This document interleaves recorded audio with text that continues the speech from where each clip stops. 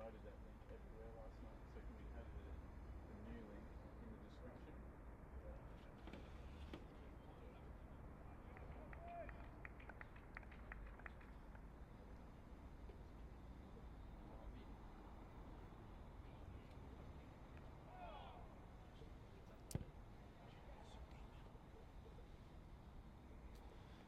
Well, welcome here to the Tin Kwon Road Recreation Ground. A few technical difficulties to get things underway, but Ryan Campbell is here with me, Max Abbott. We've already had a wicket fall and a few runs, Ryan. What have you made so far of the first couple of overs? Yeah, good morning, Maxie. Good morning to everyone tuning in from wherever you are around the world. It's cold, it's overcast, but the good thing is, Maxie, we're playing cricket. It's been a very frustrating week, I guess, for everyone involved with the 4-day match abandoned without a ball bowled, but we're here and we're underway, which is good. Unfortunately for Hong Kong fans, losing that wicket of Kinchit Shah early was probably a big setback, but Bubba Hyatt comes to the crease, the vice-captain, the newly made vice-captain of the Hong Kong team, and looks in pretty good nick. Yeah, he's served up a nice full ball, which he dispatched down the ground from his very first delivery. He's got Josh Davey coming in to bowl at him now. Josh Davey did very well in the 2015 World Cup as Scotland's leading wicket taker. And it'll be interesting to see how this wicket plays after all the weather we've had. You'd expect it to do a little bit early. Yeah, it's an interesting one. It's obviously been under the covers for quite some time, and the ground staff here have done an amazing job with the amount of, and let me just say, unseasonal rain. I was told 4 years ago when I came that never rains in December or January. Of course, those people are now eating their words because it has done nothing but rain, and it's very unfortunate. But it looks a good surface. I walked out there and had a little look before play started, and I think if you get yourself in, like any wicket around the world, there's runs to be had. Yeah, it looks like there's a little bit of tennis ball-y bounce early. The odd one has just popped up, but you do have to expect that it has literally rained for about 2 weeks straight, and it's very difficult to dry out some areas around the square because it was 5 degrees yesterday. I think it's about 10 today. Top of 12 degrees predicted. So you can see umpire Kulkarni there. He's got his jacket on. He's come prepared. I was told by you, Maxie, that the Scotland boys forgot to bring their jumpers. They thought they were going to Asia on a nice warm and balmy day, but we've all made that mistake before. Oh, edged. Just short. Well, Anchman Rath is the batsman on strike. He's a good young player. He's been drafted into the Middlesex second 11 and academy sides, and one of the leading young players from Hong Kong. I will say the Hong Kong batting lineup, it does possess a lot of young players who are still finding their way in this international caper, and I look forward to watching their development today. This is Alistair Evans here, who he bowled the first over.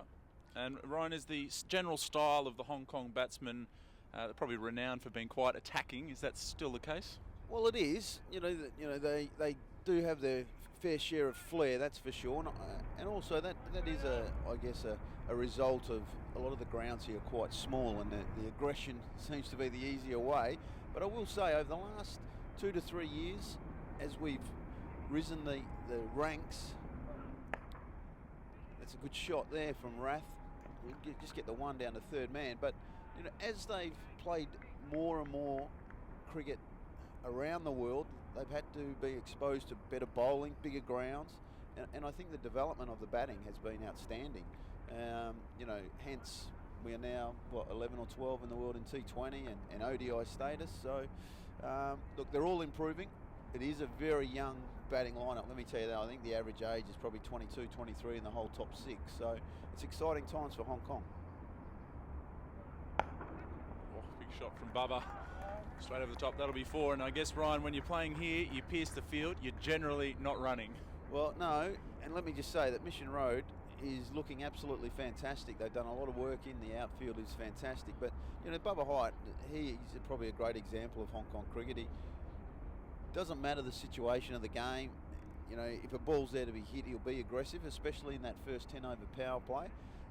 He has been promoted in the last, you know, probably 4 to 5 months up to batting at number 3. The new coach of Hong Kong, Simon Cook, has given him a, you know, thrown down the gauntlet to him basically. Well, he took up the challenge in the UAE, didn't he? He played very well there. So, you know, it is good signs. I like the look of Alistair Evans too. He's a big, tall lad, likes to hit the deck.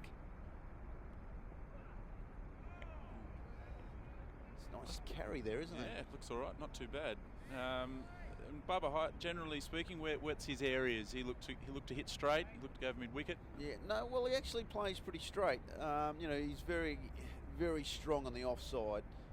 He does hit the ball in the air a little too often, as I guess the batting coach of this side. They all have their shortcomings, which we're trying to fix. But yeah, he does hit the ball a lot in the air. Well, he's nicked that one, and Alistair Evans has got his second wicket. And Bubba just pulled his length back a little bit there. And unfortunately for Hong Kong, that's 2 down now, and we're only into the 5th over. Early trouble, that's for sure. That's a beautiful piece of bowling. Like we were just talking about, he's a tall, rangy lad and just hits the deck nicely, and that was perfect length. And if you could say anything, Bubba Hyatt may have tried to let that go on length, but you know, early in your innings, that's actually perfect corridor bowling. And you know what, he played it, got the edge, and Hong Kong in early trouble. I was just thinking they left the mid off vacant to Bubba Hyatt for those first couple of overs, and just wonder whether he was eyeing that gap down the ground where he'd already hit a couple of boundaries. Well, yes, and again, the good bowling, because he had to pull his length back, and he did that very well. He's taken the 2 wickets now. He'll be feeling pretty good about himself. Always a nice way to start as a fast bowler with a new ball, making early inroads for your team.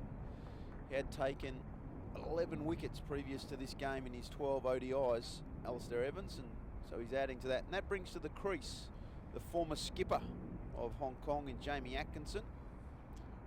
Hong Kong's most experienced player, would you suggest, Ryan? Oh, absolutely. But it's Anshman Rath on strike now to Davey. And again, hitting the deck hard. Yes, he's a good player, Jamie Atkinson. Only just released the captaincy over to Tanveer Afzal after a long stint as captain. Just felt that, you know, he'd been captain for quite a long time, and you know, we've risen with ODI status and T20 status and all this sort of stuff. But you know, he's a school teacher now as well, Jamie Atkinson. So he just thought he couldn't actually give the amount of time required to be captain, but still a very, very useful player. Well bowled. He squeezed that one there, Rath down to third man for a single. 2 for 19 is the score. I've actually just been spending a few days with Jamie Atkinson in Chiang Mai, of all places. Chiang Mai? What was happening in Chiang Mai? Well, Ron? one of Hong Kong's favourite sons, Roy Lamsam, was getting married, the Prince of Hong Kong, as we call him. So a few of us ventured over. Let me tell you, a lot warmer than here, Maxie. Well, I imagine most places of the world are warmer than here, unless you're in Russia. Well, America's or Scotland it a bit at the moment, yeah. But look, it was a fantastic wedding, and Jamie, obviously, is a very close friend of Roy Lamsam, was there, but has dashed his way back to make sure he's here to represent Hong Kong today.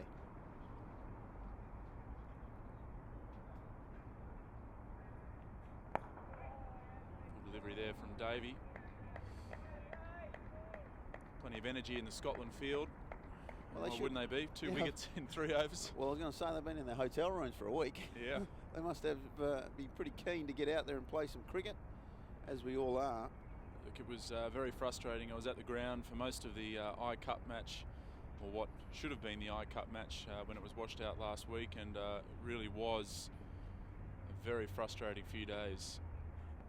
One of those ones where you just dried out, you're about to play, and then the next shower would come down and render any hopes of play completely obsolete. So disappointing that that game didn't get on. 10 points each, which does keep Hong Kong in the mix on 30 points.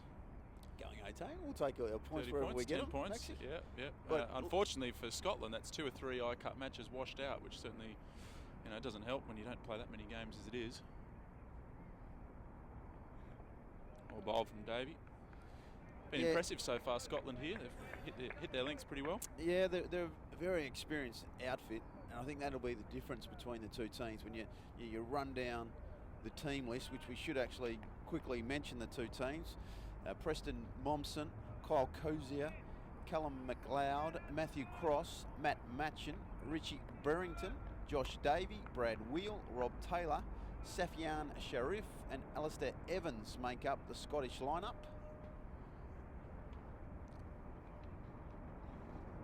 Yeah, they've got a lot more one-day international experience, and of course they just snuck into the World Cup ahead of Hong Kong, despite the fact that Hong Kong actually beat Scotland in the qualifiers. Yeah, and it's not just that. They've obviously played a lot of games, Scotland, compared to Hong Kong, but when you look at most of their lineup, they're all attached to county teams as well, which obviously, if they're playing first or second division cricket there, it's high quality stuff. And they get to play a lot, whereas the Hong Kong lads are pretty much stuck in club cricket here in Hong Kong. And now they're touring a lot more with the process that goes on now as becoming an ODI status country. Bowled again from Evans, 2 for 19 after 5 overs. This is 5th over. Just harping back onto the disappointment of not playing that 4-day fixture. For people just tuning in, this is the first time ever that Hong Kong have hosted international cricket of this ODI status and 4-day cricket. Obviously, we've had the sixes in the past, but this was the big show basically, and not to bowl a ball was very disappointing. Bowled again. Yeah, quick single there, good running. It has to be very important early on in your innings. Really, we speak in a Hong Kong lineup as controlling the circle. If you can, push singles, own that inner circle, it just gets bowlers frustrated, gets the fielders trying to creep in a little bit closer, and then the bad balls seem to come. But if you're always looking for that 4 or 6 ball, pressure builds, and if the scoreboard's not ticking over, problems occur. Ron, you've been a coach here for a number of years now. How much has cricket in Hong Kong improved since you arrived? Oh, it's just leaps and bounds, to be honest. It's guys like Charlie Burke, the director of coaching, who was obviously the national coach before Simon Cook, Cookie in charge of Hong Kong Cricket Club, and then obviously myself at Kowloon Cricket Club. There's the Premier League, the standard of it now. You go to matches and you go, you know what, that was a good game of cricket with two very highly talented teams, and it just continues to grow. When I look at when I first came here, a lot of the older guys were still playing most of the Premier League stuff, whereas now you look at the lineups and a lot of young kids are getting into the teams. Everyone's trying to promote their youth. You've got some very talented 17, 18, 19-year-olds who will be the next generation for Hong Kong, and even beyond that, 15, 16-year-olds who are fantastic players. I must say that's been the thing that's struck me since arriving in Hong Kong. Is just the amount of talented young kids that are coming through. It does certainly keep the pressure on the guys in the squad at the moment, and could see, by the time the next World Cup comes around, there'll be a real competition for places. Absolutely, and that's the key to all successful cricket. If you have that youth coming through, snapping at the heels of the older players. It's another good single there, Jamie Atkinson. Yeah, but you're always looking for that next generation, aren't you? Although this national team is very young as it is as a whole, but in the past, like I say, with that extra talent, when I first came here, when you're looking to pick the team for Hong Kong and the squad to tour, it was almost who's available. Yeah. Whereas now you're actually having selection issues, and I know Simon Cook and Charlie Burke to think long and hard about this match, and that, you know, there's still guys outside it. Mark Chapman, who couldn't make it, who's obviously playing for Auckland at the moment. You know, the World Cup, for instance, and the Asian Cup. A lot of talk has gone about, you know, how do we narrow it down to 15, which makes Hong Kong cricket in good health. So we've had 5 overs bowled here, 2 for 20. What do you made of the conditions so far? Doesn't look to be a lot of movement out there, but Scotland have picked up a couple of wickets.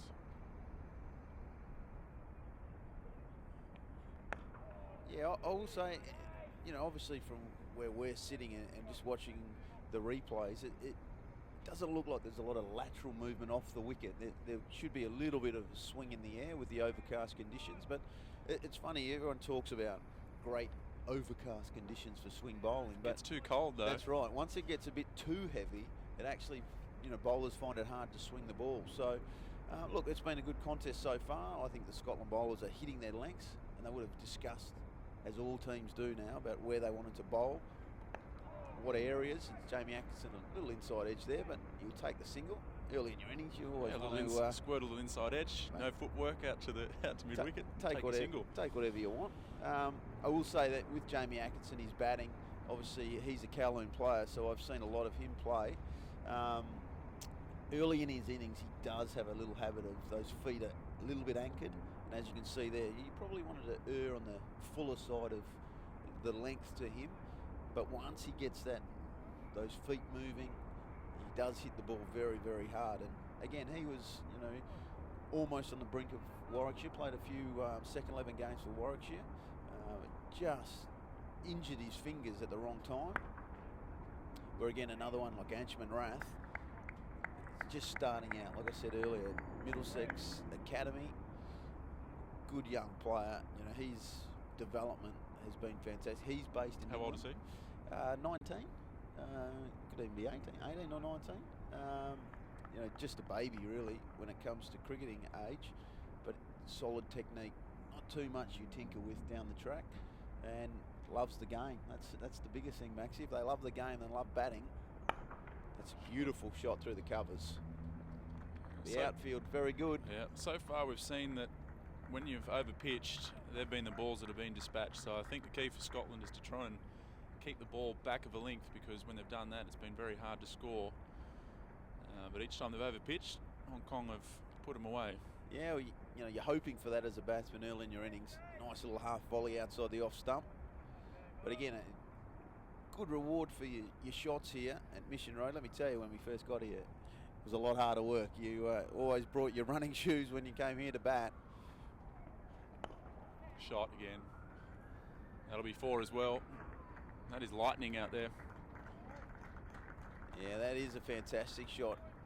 Just erred on his legs, and again, like most left-handers, if you bowl on their pads, they will pick you off 9 out of 10 times, and that's I guess the element that we're trying to get across to these younger players, that good batsmen don't have to do anything silly.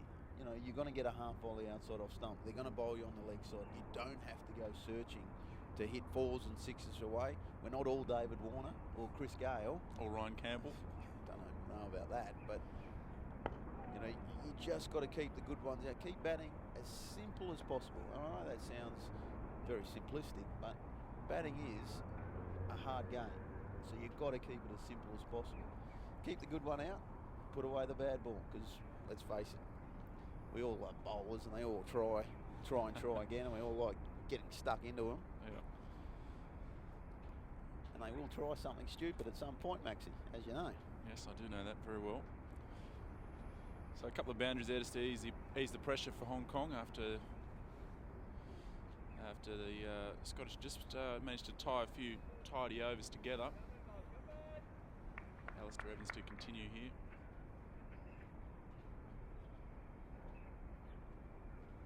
Jamie Atkinson on strike.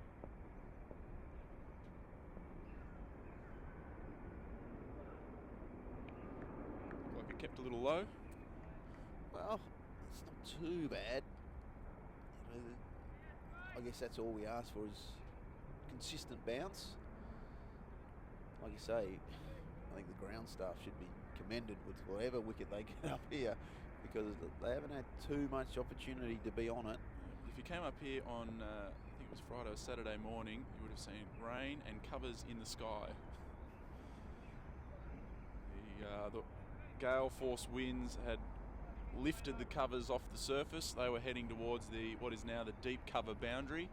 There was rain coming in, and at that point many wondered whether we'd see any cricket at all in this tour. So the ground staff have done exceptionally well. The sun did come out for a little while yesterday. In fact, it was out most of the day, which allowed them to fix things up.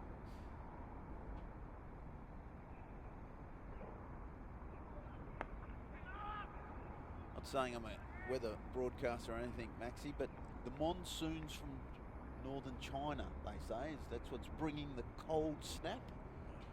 Those monsoons from northern China, and you and I know plenty about those. Thanks. I actually had to quickly drop into Kowloon Cricket Club this morning, and they had the same sort of thing over the weekend where the winds got under the covers and ripped them off, and they'll end up in the old the army barracks, I think. Shot. Well, Jamie Atkinson. So what sort of total in 50, I'm going to put you on the spot here, Ron, what sort of total in 50 overs here would you associate it with being a good score? Well, it's an interesting one, and I'm sure when we get our guest on soon, George Munsey from Scotland, his target for the bowling side will be a lot different to my target as the batting coach of Hong Kong. But you know what? I know in today's world in ODI cricket, the scores that seem to be always escalating. Well fielded. But here, look, for Hong Kong, early days, you know, not sure what the conditions are like. I would have thought 250 would be a pass score. As we've seen, the wicket seems to be playing very nicely. Yes, there's a few wetter patches outside on the outfield and stuff, but the wicket looks well. But to get that, you need partnerships. And you need your good players to be batting, and you need one of those batsmen to go on and make a big score. So then the 250 plus comes into it. Great stop before from Callum McLeod, certainly saved 4 as Rath was looking to guide Evans down to the boundary.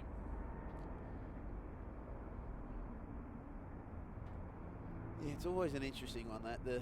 What do you think we should get? And you look at cricket around the world now that, we just watched the Australian ODIs against India, where all of a sudden if you didn't make 320, 330, you're going to lose, which I must admit, I don't quite enjoy all the time. I think cricket should be a contest. Yeah, it should be a contest. Give the bowlers a chance. Not that you'll hear me say that too often, but...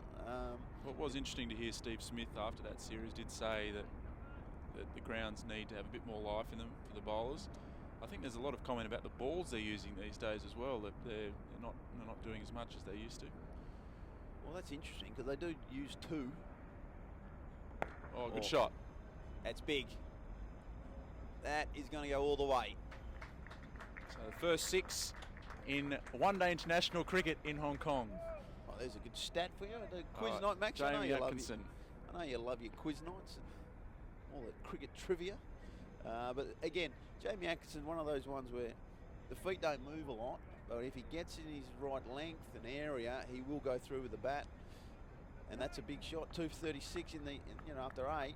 Suddenly the score is starting to tick over. That partnership is forming.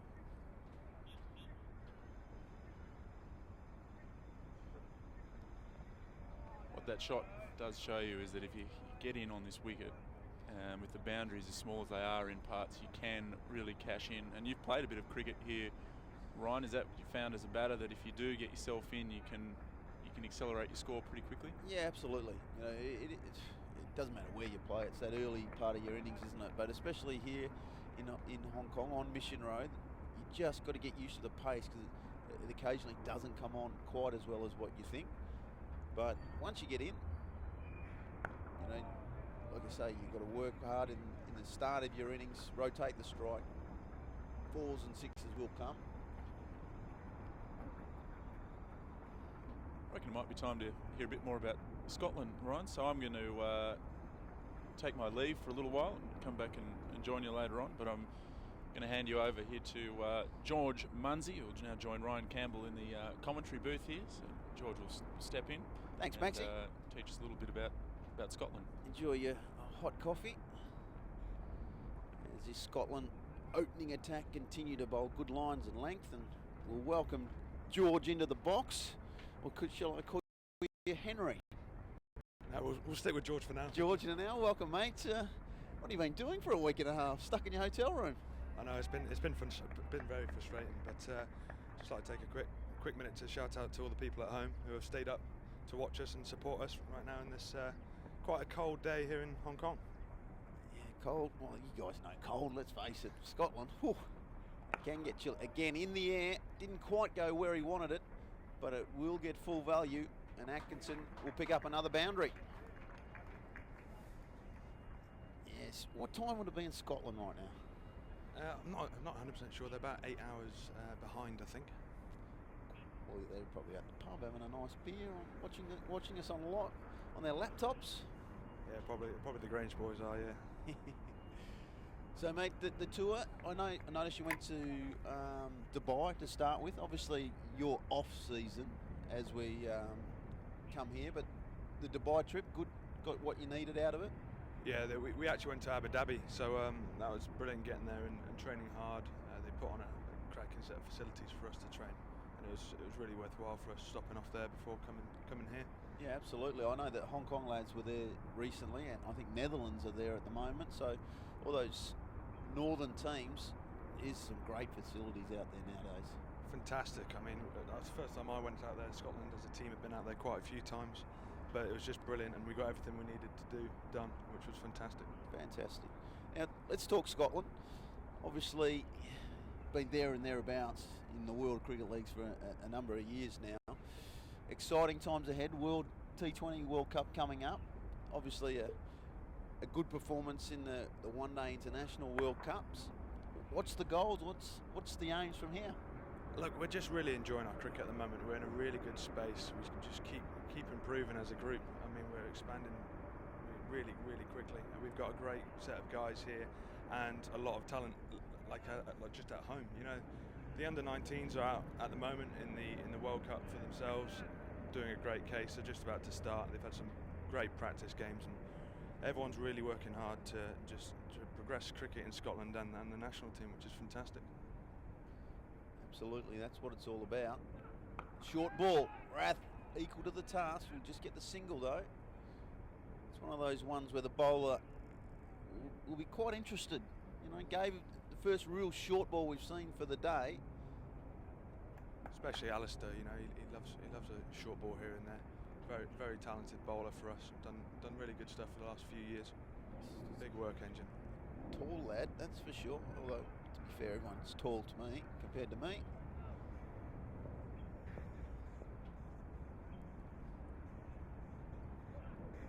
Again, straight back onto that length. Fantastic length. Team. Yes. There's a few guys here also who just play in Scotland. Yep. Play in the club system, and there's also a Pro Series system put in place, which is a top level of cricket for the guys to make sure they're topping up at the right level and improving the game in Scotland as well. So obviously, the guys who play county cricket, you don't see them as often as, but obviously when tournaments and tours are up, they come back and represent Scotland. Yeah, so the guys do spend most of their training days away, but each and every one of them really look forward to these events. So it's great to get all the Scotland lads together.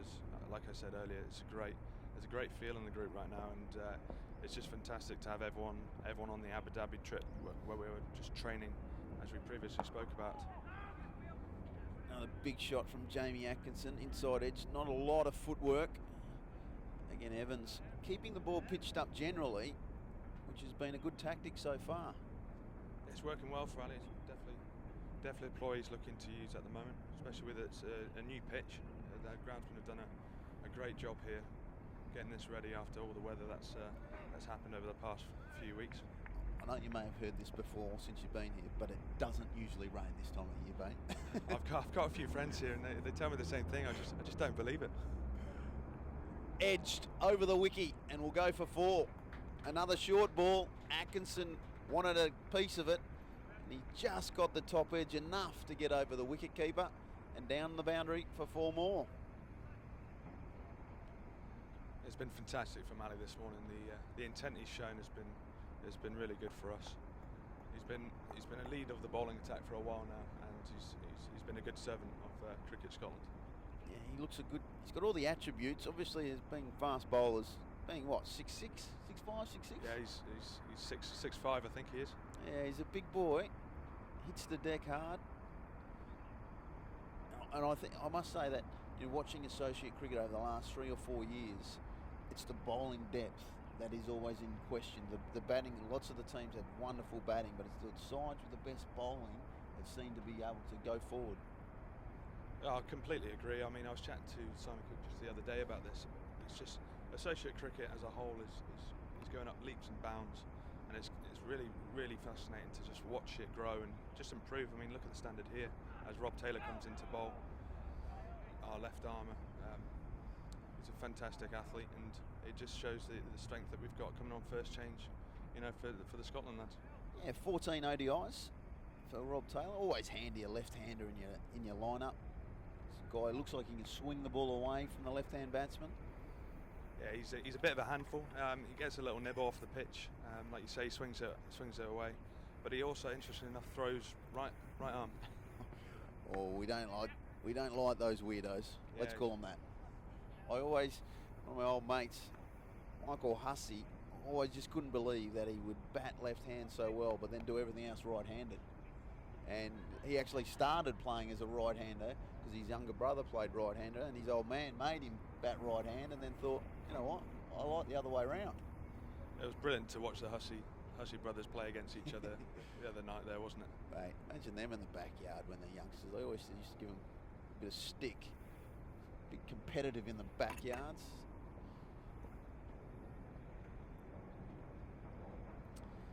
Atkinson now is going to have a look at Taylor. Again, across the right-hander, which is good bowling. He's pretty switched on, Rob. He's been working hard down in his county group. And like I said earlier, he always enjoys coming to play for Scotland. He gets a great opportunity here, and he's one of the senior players in our group. It's great to be around, just not only on the game days but on the off days. Very experienced player, travelled around quite a bit.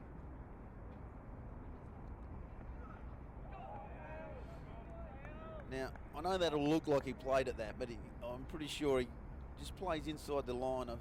Atco does have that habit of trying to just play inside the line when he lets it go. Very frustrating for his batting coach, let me tell you.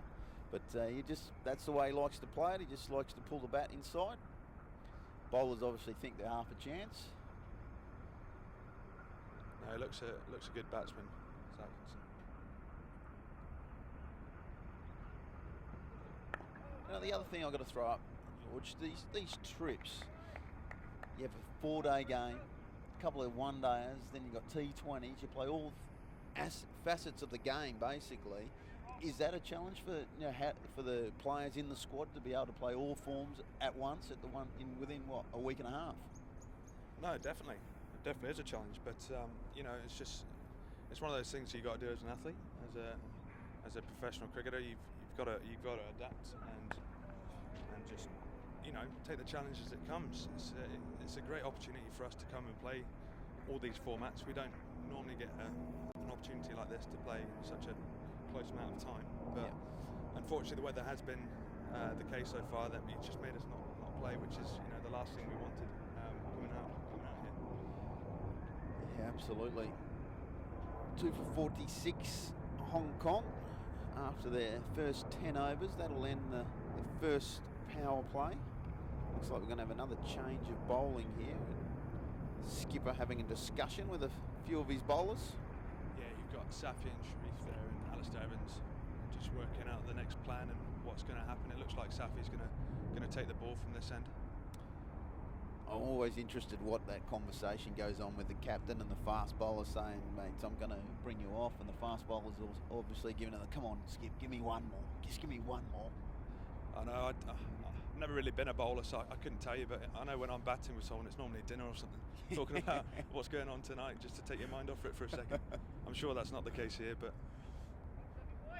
Yeah. Very overrated, those half-pitch talks.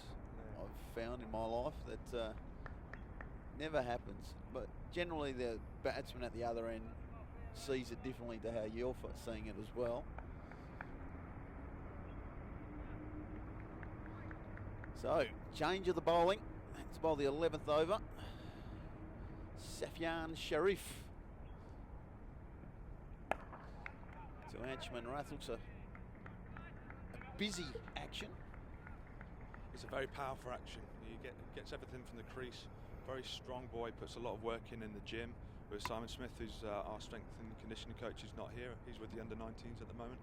But puts a lot of work in behind the scenes, and he's had a few injuries, but he's come back a very strong bowler. I'd like to ask you about that. Obviously, I have a pretty close look at the Hong Kong training regime. That out off the pitch sort of training now. Massive element of the game in the gym, the fitness, the old days of the chubsters rocking up for a game of cricket with the single lap warm up, a bit of a stretch, and off we go. Those days are gone. Oh, they're well and truly gone. I mean, look at these guys out here today, all professional athletes, working hard in the gym. Most days, even yesterday, most of the guys were in the gym, working hard, getting ready for today, and just topping up on strength, so make sure they're ready. Yeah, I'll be interested to see if they have ice baths today after the game, because that would be interesting.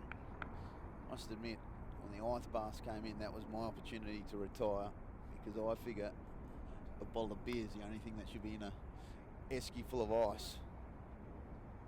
There was a few ice baths in Abu Dhabi, but I'm not sure if anyone's done any research on cricket and ice baths in a couple degree heat. Very, very overrated in my book, the old ice baths. Obviously, all the physios and fitness gurus out there will be arguing and jumping off their chair, but as again, Rath looking good on the front foot, solid player. He's the one that Hong Kong will be hoping can be the anchor, which all their dashing players can work around.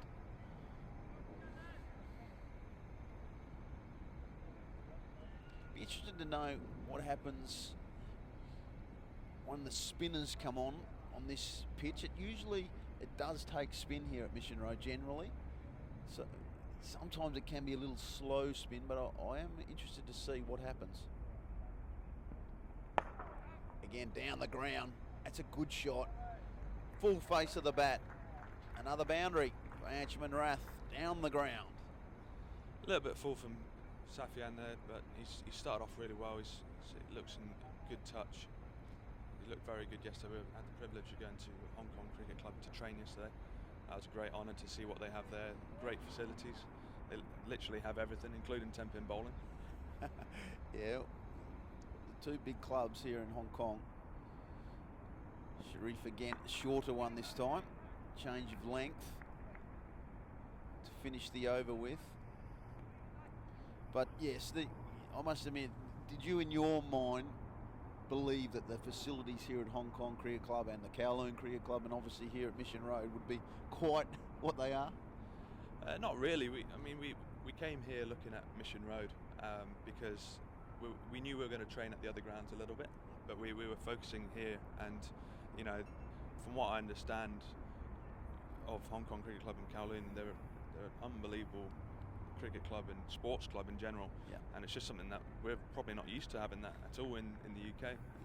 Yeah, I must admit, I have to remind people here in Hong Kong that they're pretty spoilt at times. Taylor will continue to Atkinson. Other ball just across the right-hander.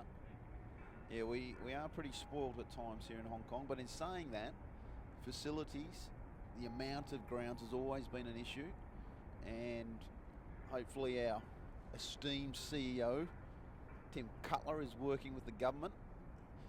Hopefully there are things afoot that we will see more cricket. The highest ranked sporting team ever in the history of Hong Kong sport, the cricket team at the moment. Doesn't surprise me, as there's a LBW shot there from Rob Taylor. Bowling very well here, keeping it really tight, challenging the batsman most balls.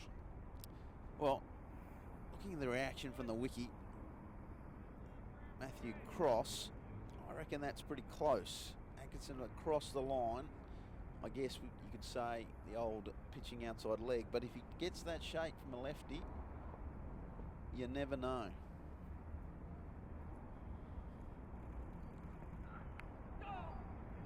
Inside edge this time, and he'll take a boundary. Bowler has reason to be a little frustrated after those first 2 rocks. Yeah, he's bowling really well here. I mean, he's putting under a lot of pressure and he's making the batsman do something he's not quite comfortable doing with certain deliveries, and that's just showing with the inside edge there, which is squeezed through for a boundary. Yeah, 2 for 52. And again, that lack of footwork early in his innings from Atkinson does give the bowlers opportunities. Again, Taylor just changing the length a little bit, and Atkinson pretty comfortable on the back foot. Again, I wonder, very short straight at this ground, just that if you look down the wicket behind Atkinson, that boundary is reasonably short. You might be losing a few balls later there in one of the teams. It's definitely something that's been talked about in the game plans for the team, the size of the boundary and the shape of the boundary. It's something that is put into place before the game, but you just can't tell what's going to happen when they're running into ball. And here's Taylor again. Right behind it there. Yeah, it's one of those, I guess, elements, those unique elements of cricket wherever you go around the world. There's different things at different places, and one of those things in Hong Kong is there are quite a number of balls lost when they hit out of the grounds, and they have to change them up and have spares, which probably doesn't happen too often where Scotland play. Well, it's interesting you say that. In the World Cup qualifiers, we had a ground which had a short side boundary with a fence that we thought the balls were going to go well over. As Taylor comes through with another good ball just for a dot to finish the over. But actually, it's funny, you know, almost detracts from batsmen hitting to these short boundaries because of the ploy. Yeah, that is true, and I guess batsmen also are thinking, oh, gee, I've got to hit in that area, and eventually get themselves in trouble. And getting some tweets in. Hope the weather holds up and more come in. Thanks for the live stream from Andrew Holmes. 61 bananas. What sort of name is that? Yes, you can get us at Hong Kong Cricket. Love to have your tweets wherever you're watching from. Sharif is about to continue to Rath. And again, onto the front foot. Good to see Ben Fox is up with us. He's our media manager back home at Cricket Scotland, sending in a tweet there. Mate, get to bed, Foxy. Get some sleep, buddy. Your lads are going quite well. Did you end up going to the Happy Valley races last Wednesday? Oh, I certainly did. That was a treat. How good is that? Unbelievable. And the weather wasn't great for you either.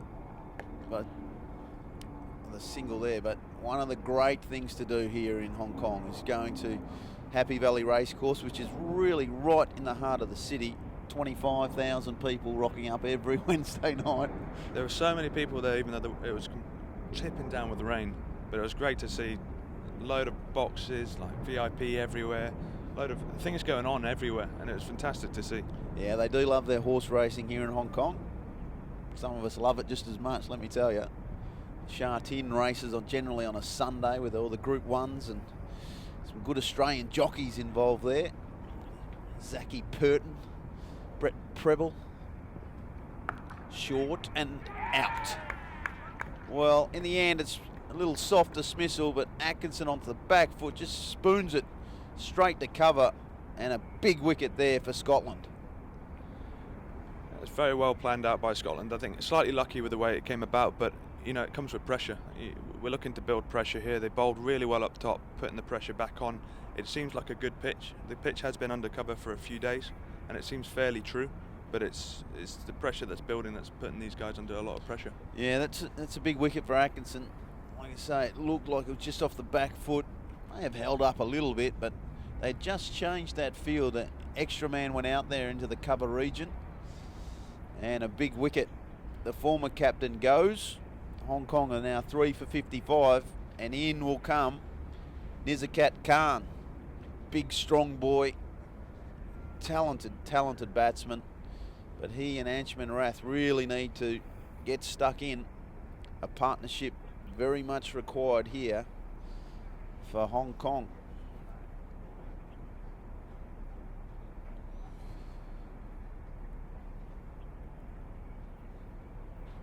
Safian just doing a bit of work on his boot there. Obviously, the ground's still a little bit soft underfoot in the outfield. The square's nice and hard, but it's taken a lot of rain this ground, and it's fantastic to see in such great shape. Well, like I said earlier, let's just be happy that we are getting some play, because we've had some rain, and we've had some tough conditions. 4-day fixture completely washed out without a ball bowled, but we're on here. We have another one-day international on Thursday, followed by 2 T20 matches over the weekend, which promises to be very exciting. Good test before the T20 World Cup in India. Yeah, exactly. I think everyone, including Hong Kong, is gearing towards the World Cup. Obviously, first we've got to put this in our forefront of our minds and get the job done. And I'm sure Hong Kong are feeling the same way. But obviously, it'd be hard not to think about the World Cup. It's such a big occasion for associate crickets to prove what we can do on the big stage. Yeah, absolutely. It's you won't get any arguments from us. As I think the whole associate world love that big stage, and let's be honest, we all want the associates to be in there in every World Cup event. Some very exciting matches in the World Cups in 50 over format in New Zealand and Australia between the associate teams and against the big boys were fantastic games. So again, Sharif just working on Nizakat Khan, pushing him back. It was the Scotland-Afghanistan game that was voted the best to watch. Yeah, absolutely, fantastic match, absolutely. And that's the thing, like I say, World Cups are about showing the sport to the world. Let's get these associates back in there. But here and now, Hong Kong have got a battle on their hands up against Scotland. And again, Nizakat Khan, another one of those players that early in his innings, the feet don't quite move as fast as he would like. Can be caught on the crease a little bit, but has beautiful hands and can be a very damaging player once he gets going.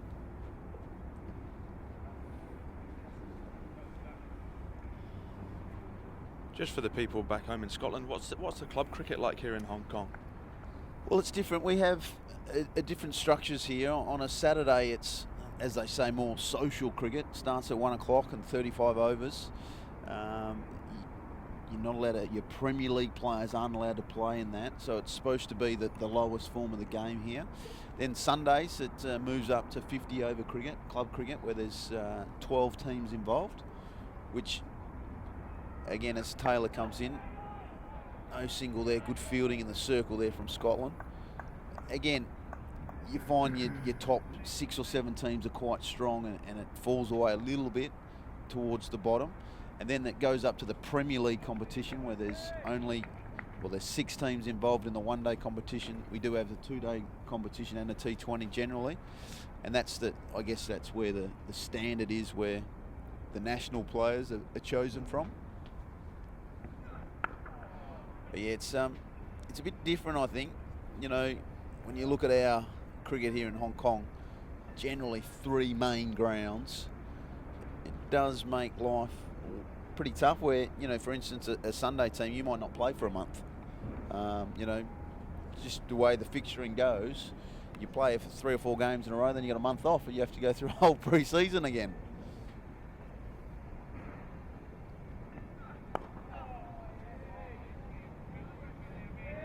Again, the length of the Scotland bowl has been very good, erring on the fuller side of the length to make sure if there is any swing or seam, they're going to take full toll.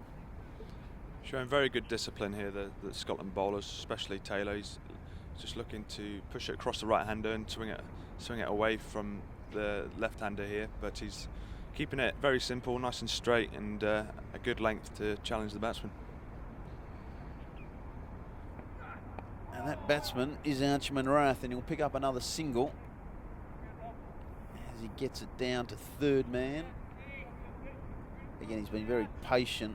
A couple of boundaries, 2 and 2 balls earlier on. But apart from that, it's just been happy to take the singles, rotate the strike. Again, that's his job in this national setup.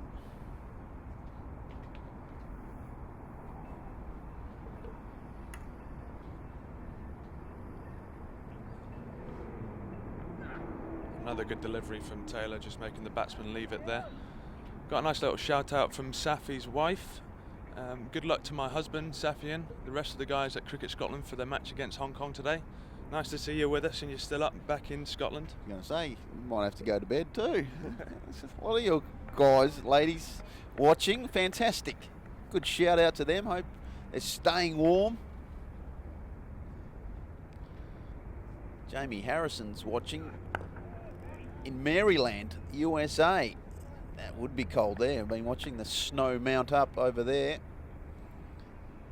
Hope you're enjoying the coverage.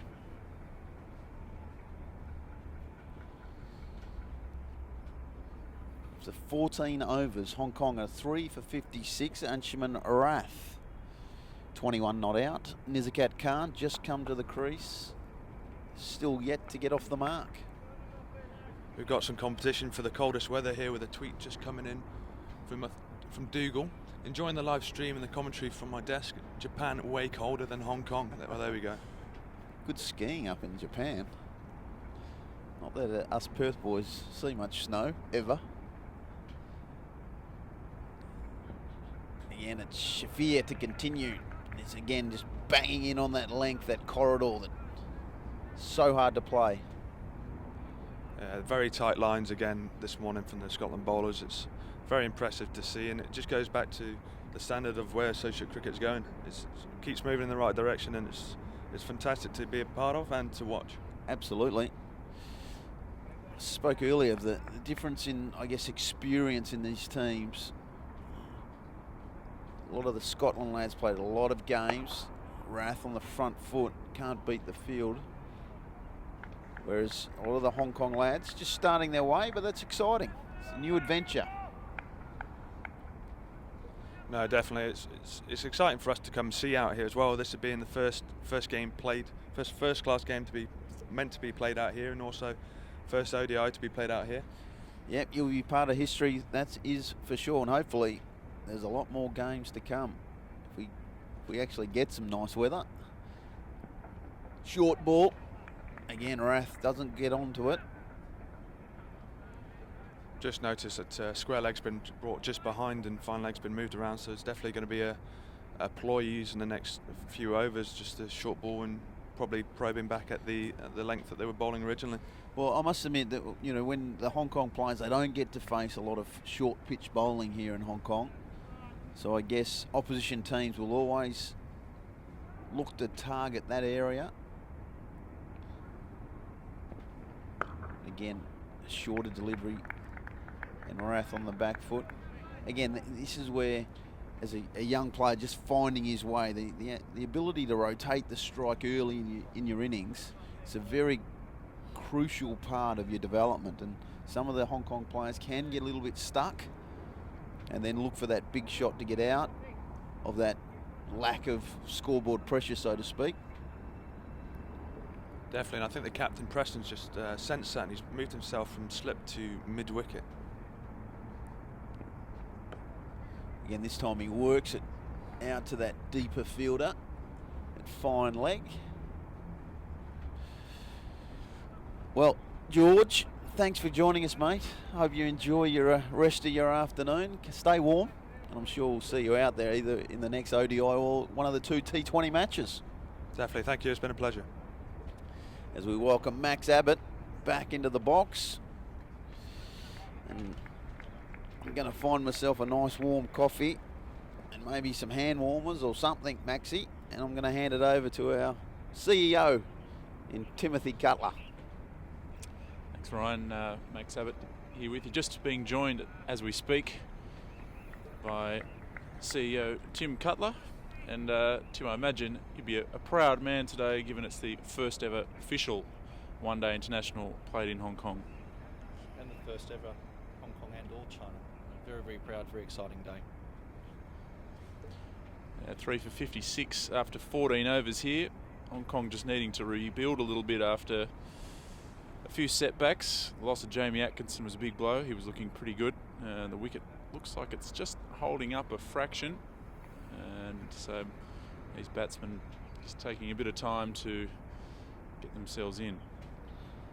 Yeah, I've been spending a lot of time out in the middle in the last couple of days.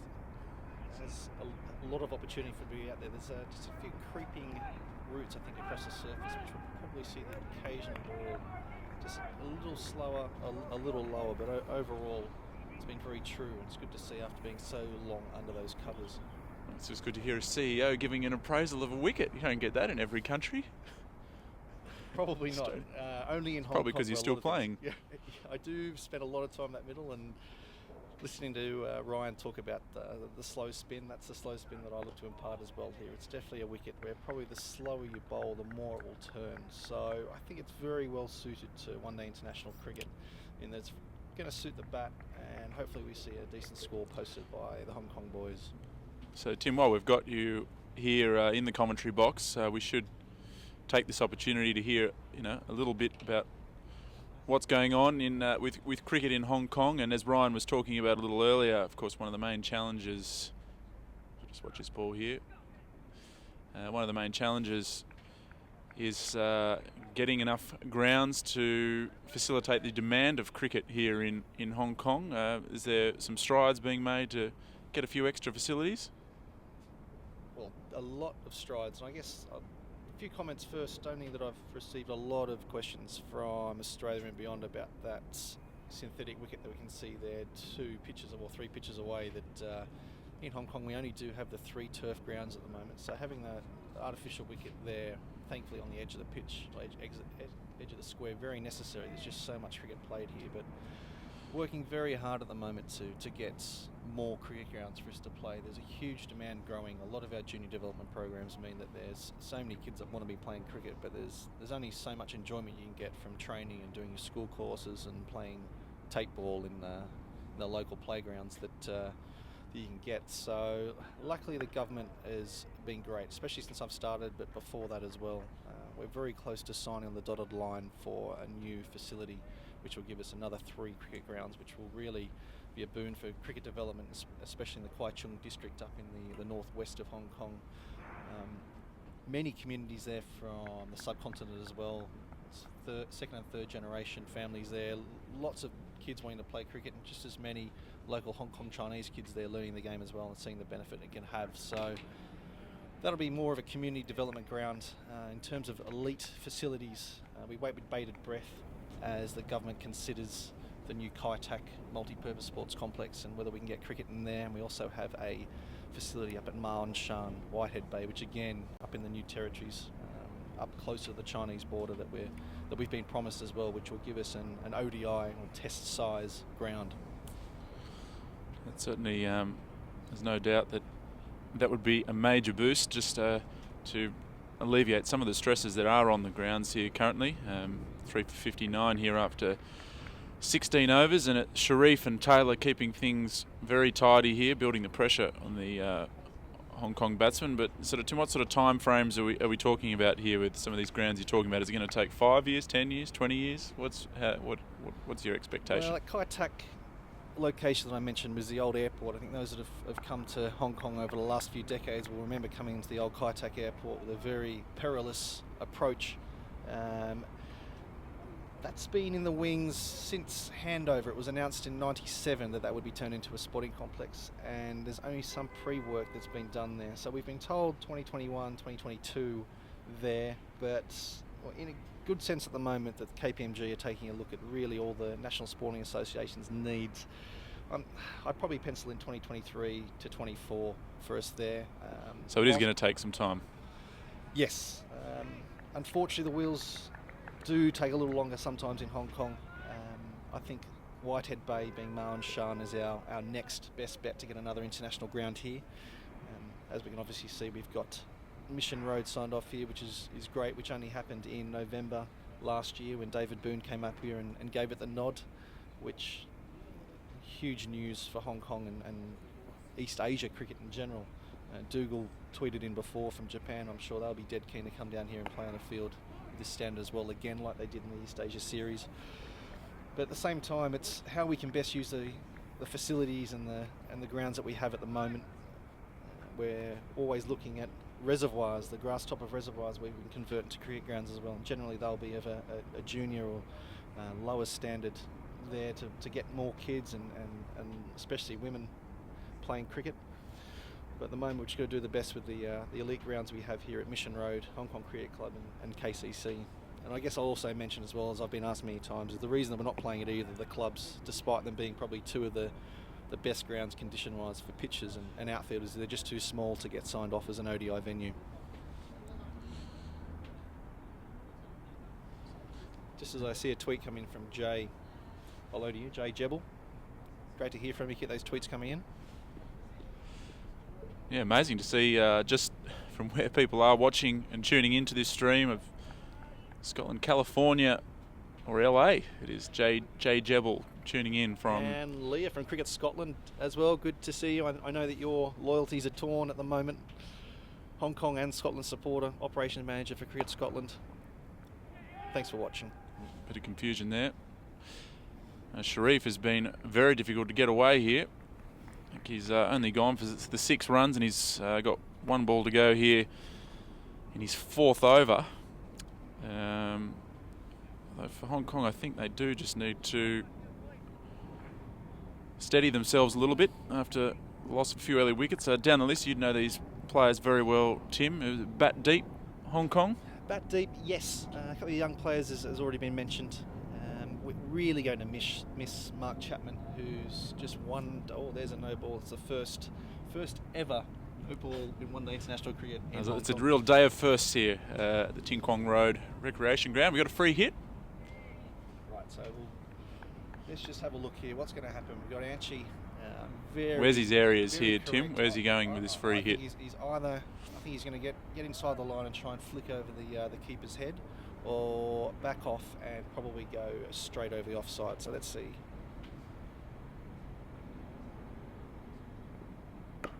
Or maybe just put him for 6 over deep mid-wicket. And that's the first ball I've actually seen hit into those new flats over there. I hope you've got the great perspective from that camera on top of the pavilion here. And Anchi has just made me out to know nothing about his batting. Well, that was an absolutely great shot. It made a great sound off the bat when he hit it. And it's I would suggest, Tim, that is going to be a lost ball there. They might have to get another one. I don't know how good their fence climbing skills are out there, but you'd have to be pretty handy. It's about... I've seen them climb that fence a couple of times when they're playing football during the rain stoppage. I guess it wasn't a delay in the end, but I can see both umpires on the radio, and I think a new Kookaburra turf ball will be rolled out. And not only was it a great shot, but it also came at a handy time because Sharif was really building the pressure. He'd gone for just the 6 runs in 3.5 overs, but a no ball and a 6 has sent him more than double that tally off 1 legitimate delivery. So certainly a bit of a boost there. Gets the score up to 66. Yeah, I think Preston will be a little bit disappointed there with the length. I think on a free hit, you've really got to be full or really short. And I think that was just a chest-high ball that really did just sit up and say, hit me.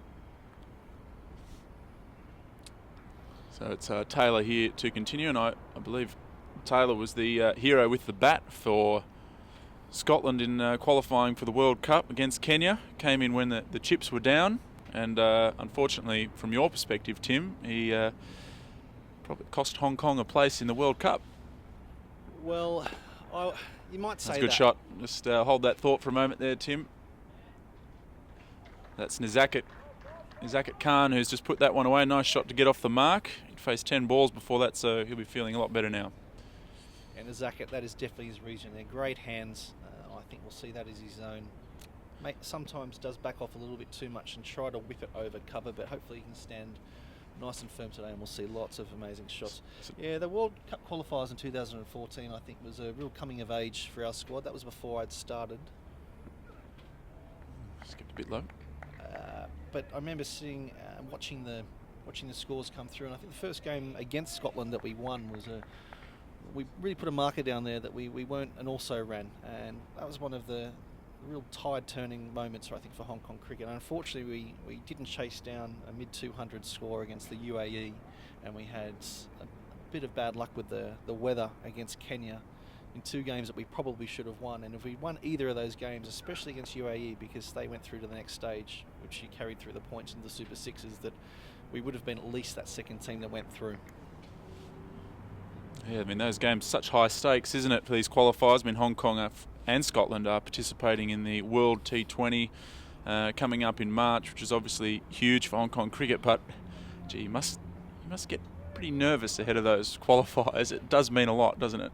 Well, if you want to talk about cricket with consequence, we've just been talking about the bilateral series with Australia and India, and as great quality cricket as it is, and I've just seen something coming from David Warner here who's watching, that if you want to see cricket that matters, those T20 qualifier matches, those crossovers between Namibia and Oman and Afghanistan and PNG, you know, the amount that's riding on those games, the difference that it makes to cricket in their particular country, really can't be overstated.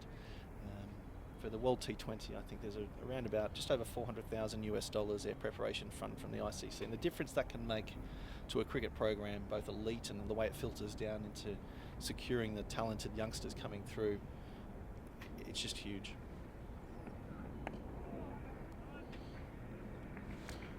Taylor continuing to hold a tidy line here. We haven't seen any spin as yet, but I don't think it'll be too far away. This wicket looks like it'll be suited to the spinners with not much pace in it. I thought in the first couple of overs, the ball a couple of times skidded through and carried quite nicely, but seems to be slowing up a little bit already, and it looks like drinks have been called onto the field after 18 overs. 17 overs, sorry. Yes, I think Hong Kong are probably a little bit disappointed there. Probably 1 or 2 wickets more than they would have been happy to be at this stage. I think the loss of Bubba was huge. He's really been the key to our batting lineup in the last couple of months, especially in that UAE tour. There's been a lot of talk about Mark Chapman and his one-day international century on debut, only the 10th man to do that with his great innings against the UAE in that first World Cricket League Championship match. But Bubba making the move up to number 3, as Ryan mentioned, it's really changed the dynamic of the team to have such a positive player come in and performing. So to lose him and to lose ex-skipper Jamie as well really does put a lot of pressure on Nazakit and on Anshuman. And I think I know what your response is going to be to this question, Tim, being the CEO of an associate nation.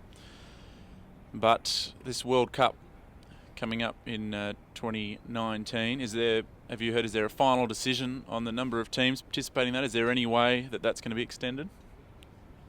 I won't say no comment. Very nothing for me to say. But look, as final as we know, it's still sitting at a 10-team World Cup, which, look, I don't need to talk about how disappointing that is from an associate point of view.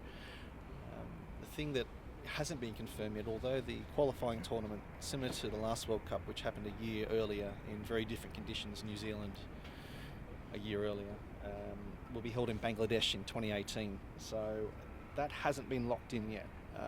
So I hope that there's going to be a qualifying tournament immediately before, whether it's in Scotland and Ireland like the World T20 qualifiers, or actually in England and perhaps at more local grounds to really take cricket to the community. I'd like to see a qualifying tournament immediately before, because to have it a year before doesn't really seem to make that much sense when you really want to get the teams in that form that have got them qualified, rather than what they'll look like a year later.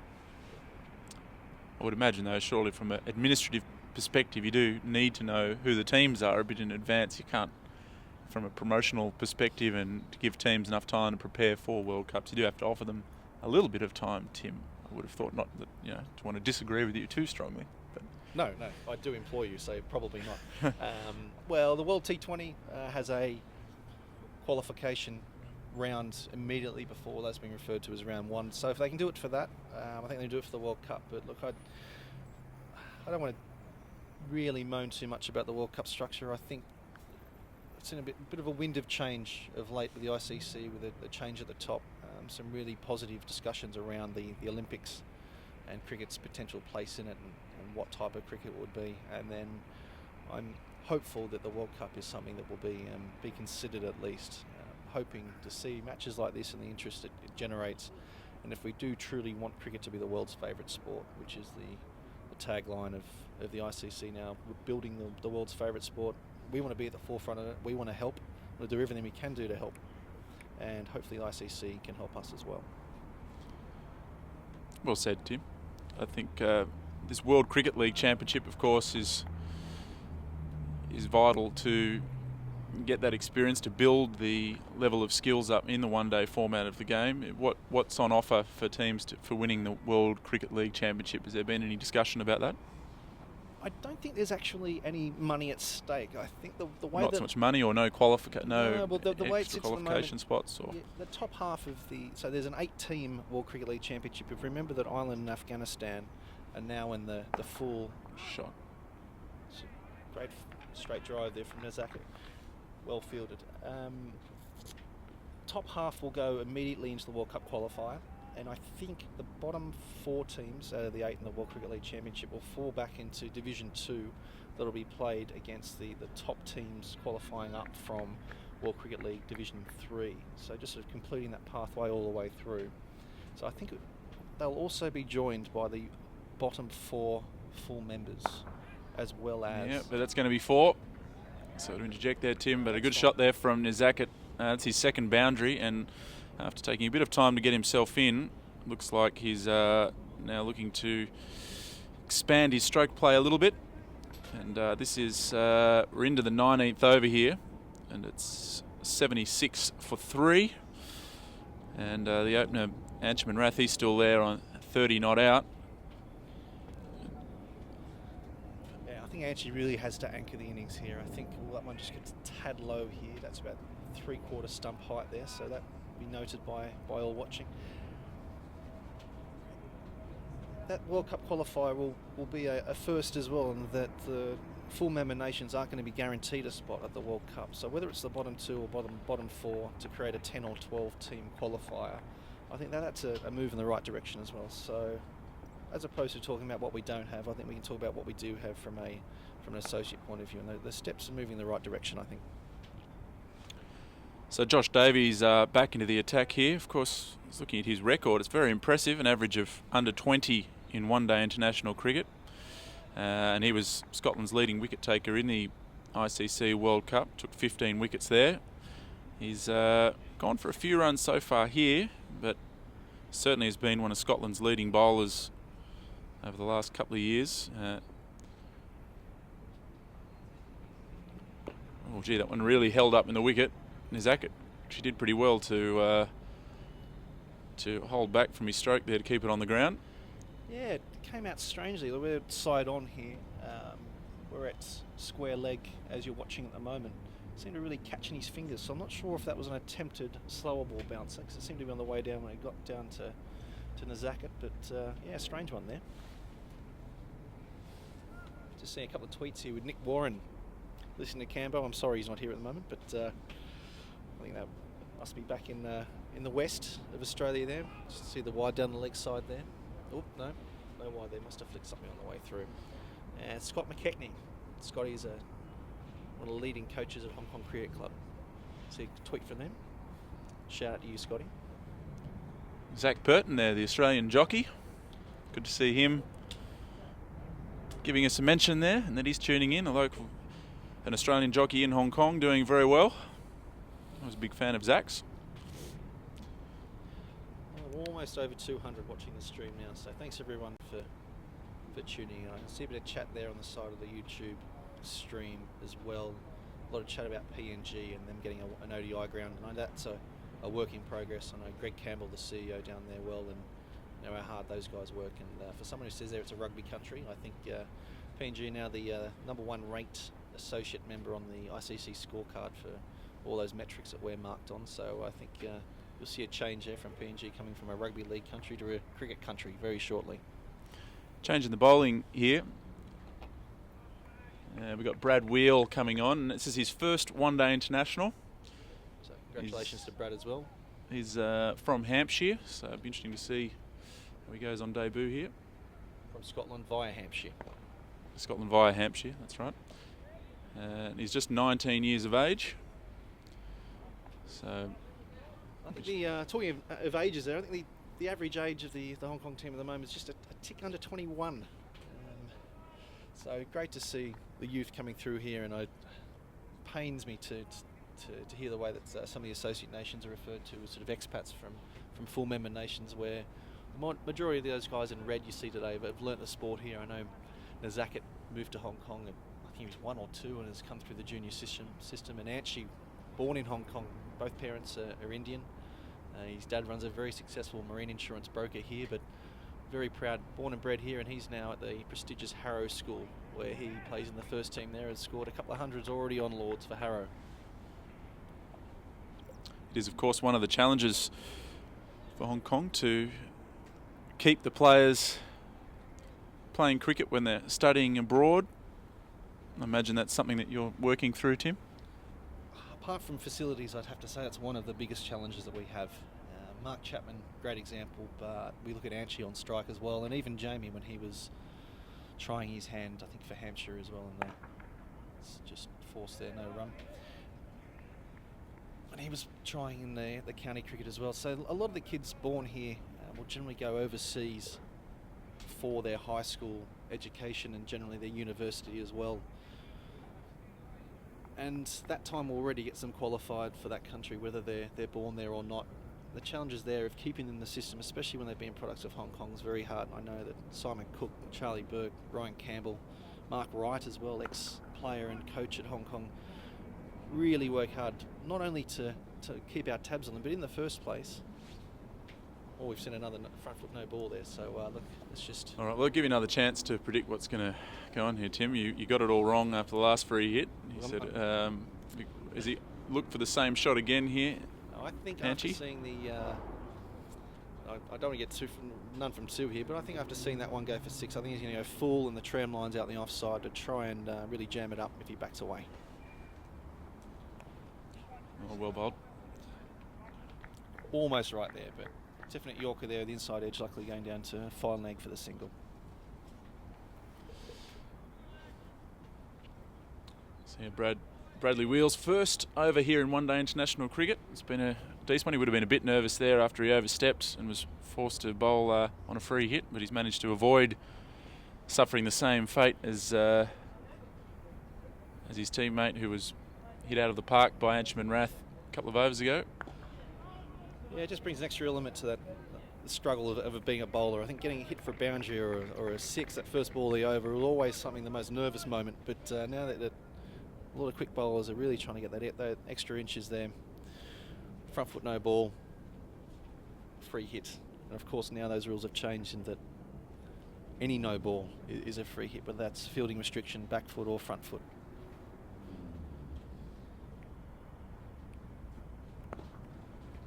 The Zacket there, very wristy shot there, out for 1 out to deep square leg.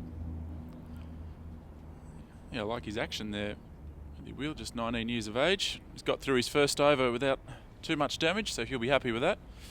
So if we go back to junior players and the challenges there, I think there's a lot of hard work that's actually done to find universities and schools for the kids here. I know Jutta Subramanian here is a young guy who's just got a placement there overseas from Hong Kong Cricket Club that Mark Wright sorted out. So I think we're involved all the way through, but like anything, it's sometimes you be a victim of your own success. And if you look at someone like Mark Chapman, who went to high school and university, well, he's just completed university in Auckland, has now played first-class game for Auckland in a couple of this day one days and scored 157 the other day. So there's always that fear that the desire there to play for a full member nation will be there. And I wouldn't be surprised if New Zealand come knocking on the door very shortly for Mark's services. Yeah, there's not too much you can do about it though, is there? So it's something that you can only look to try and improve and make it more and more attractive to play for an associate nation. Of course, it's been through Hong Kong that he's found a platform to play international cricket, and I suppose from Hong Kong's perspective, they'd want him to play the highest level of cricket possible as well. Well, that's where the Intercontinental Cup comes into it.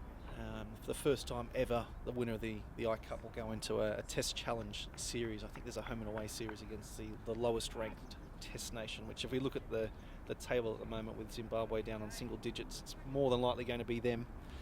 And if they win that, they attain Test status for 4 years. So that in itself is a great carrot for associate nations up and coming to really concentrate on red ball cricket. But you say it's tough, there's not much we can do. Well, there's a lot we can do in the way that we structure, another short ball then, the way that we structure our contracts and how we really integrate our players into the community and giving them a future here beyond cricket to make it as attractive or perhaps more than playing cricket in a full member nation, where to us they're not just cricketers, they're very much partners in growing the sport and the work that someone like Mark could do, especially of being a half Chinese extraction or Hong Kong Chinese extraction, what he could do promoting the game and also working around promoting the sport in the schools. So lots of challenges we've got to look at, but we've got to try and be just that little bit more creative in how we structure our contracts and our contract system to make sure that the players are getting as much out of it as possible and really everybody benefits.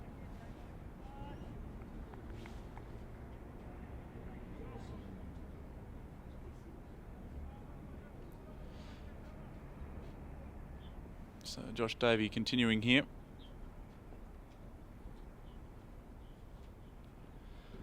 And nicely flicked there by Nizakit. That's a deep square.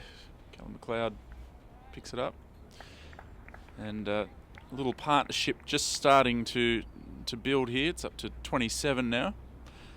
And Hong Kong certainly need it after losing a couple of early wickets.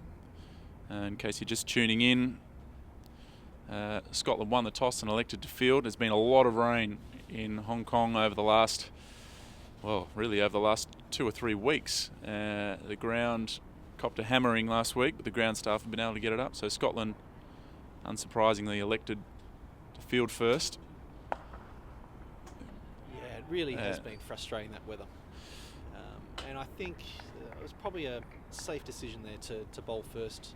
Very cold morning. I'm sure there's going to be nerves on both sides. So I think if you're in control there and you win the toss, those nerves, if you're batting, slight mistake batting can be a lot more rather than bowling. So it's now 3 for 82 after 21 overs, and the men out so far. Kinshit Shah, he was out the second ball of the match. The third ball. 1 for 1 the score was when he fell. Bubba Hyatt, the man who's been in great form for Hong Kong over the last 6 months in particular, hit a couple of boundaries, but he fell to 8. Alistair Evans picked up both of those wickets, so Hong Kong were 2 for 16 at that stage. Good shot. That'll be 4. It's lightning fast out that side of the ground. That's another 4 to Nizakit Khan. The score moves on to 86, and Jamie Atkinson also looked good. He managed to get to 21 before delivery just held up, and he was caught at cover, and Jamie Atkinson fell for 21. And Anshuman Rath, the opening batsman, he's still there. He's on 31, and Nizakit just starting to warm up a bit now. He's on 17. And the sun is just poking out there, and as it does poke out, it may be an appropriate time to welcome Ryan Campbell back into the commentary box to replace me. And Tim, I'm going to give you a spell too, and a man who has been a huge part of developing Hong Kong cricket over the past 6 years. Charlie Burke, the director of cricket, is going to step in for you, Tim, but Ryan is now sitting alongside me in the box. So Ryan, I'm going to leave it to you and to Charlie. Thanks, Maxie. Good to hear the thoughts of our CEO, Timmy Cutler. And watching a fine young fast bowler going about his work. He's got some pace. Brad Wheel. Pardon the pun. He's got some wheels as we welcome in our very good friend and former national coach and now director of cricket, Charlie Burke. Shame there's no cameras today. You look outstanding, Cambo. Good play and miss. Well, you may as well look the part, Charlie. If you can't be the part, you may as well look it. Mind you, I don't think I've got enough layers on. I've got some clothes on, let me tell you. Quite chilly here in Hong Kong, but like Maxie was saying, the sun is just about to peek through. And finally, we got some cricket. Yeah, it's been a really tough week, actually. A lot of credit goes to the ground staff to get the ground to where it is today. There's a Cat Khan, just working into the onside with those wrists of his. A very wristy player. He's got some talent, the young lad. But what have you made of the start so far, Charlie? Yeah, fairly even start, actually. I don't think the wicket's probably been too easy. It's obviously been undercover for a fair amount of the last week or so. But yeah, I think it's pretty even at the moment. Obviously, good to see Anchi still there at the crease. He's going to be a big part of, obviously, Hong Kong's innings. Well, let me cast your mind back 5-6 years ago when you were offered the job of Hong Kong national coach. Did you ever see in your wildest dreams we'd be sitting at Mission Road hosting our first one-day international clash against Scotland? Absolutely not. I'd be lying if I said that was on the plans. Yeah, it's a historic day for Hong Kong cricket. It's obviously been a long journey to get here, and a lot of people have been involved in this journey. So it's great to see, and you know, a lot of former players. It's great. Just went for a bit of a lap around the ground, and great to see a lot of former Hong Kong internationals here down watching the boys. So they don't get a chance to watch Hong Kong on home soil very often, and obviously the first ever time as an ODI.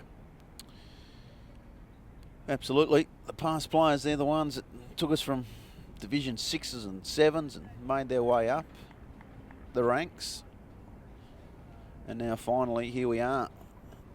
ODI status, Hong Kong T20 status is a 12 in the world at the moment. Not that far behind England, Charlie. Obviously have to bring out some arch rivals. Been Australia Day. Happy Australia Day. Or Thank you. I was going to say that Happy to you. Australia Day, Happy Cambo. Australia Day and Indian Independence Day. Is that right? I think it's Republic Day. I believe. Yes, January 26th. One of my favourite days of the year. Just see it now, being back in Perth, Charlie. You being a good Perth boy, sitting on the river, skyworks, a few tins. Again, it's Rath. He's looked quite solid. Just made my way over into the players' area. Just had a bit of a chat to some of the players who have batted about the pitch. They said it's a good surface, but it does seem to be a little bit too paced. I think the dismissal of Jamie Atkinson was a reflection of that. So one of those wickets where you're looking for a full ball because that's a little easier to play. Good shot off the back foot from Rath. Should get a couple. Sign of a good player when you can punch that ball off the back foot through the covers. I'd agree with the wicket. I think actually just looking at it, I was just having a chat to Steve Menard, who's a match referee and a lot of experience in cricket. Obviously a former Australian team manager for about 58 years or something that he was team manager for Australia. But 76 years, I think, the official stats were.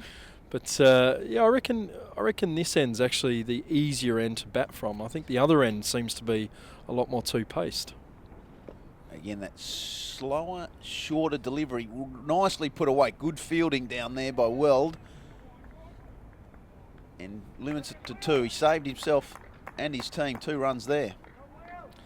And talking about the former players before, Cambo, it was great that this morning a former national captain, Najib Amar, got to present Ishtiaq Muhammad, the 34th, or number 34, cap number for one-day internationals for Hong Kong. So a great occasion for Ishtiaq as well on home soil.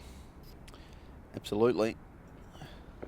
Always a great occasion for any player anywhere around the world getting your first cap.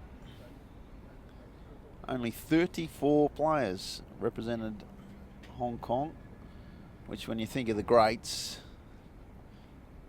great countries of the world, how many players. I don't really want to comment about where that got young Rath. Let's just say it's not too pleasant for anyone. Although for some reason everyone else finds it funny. It's a cold day as well, just remember that.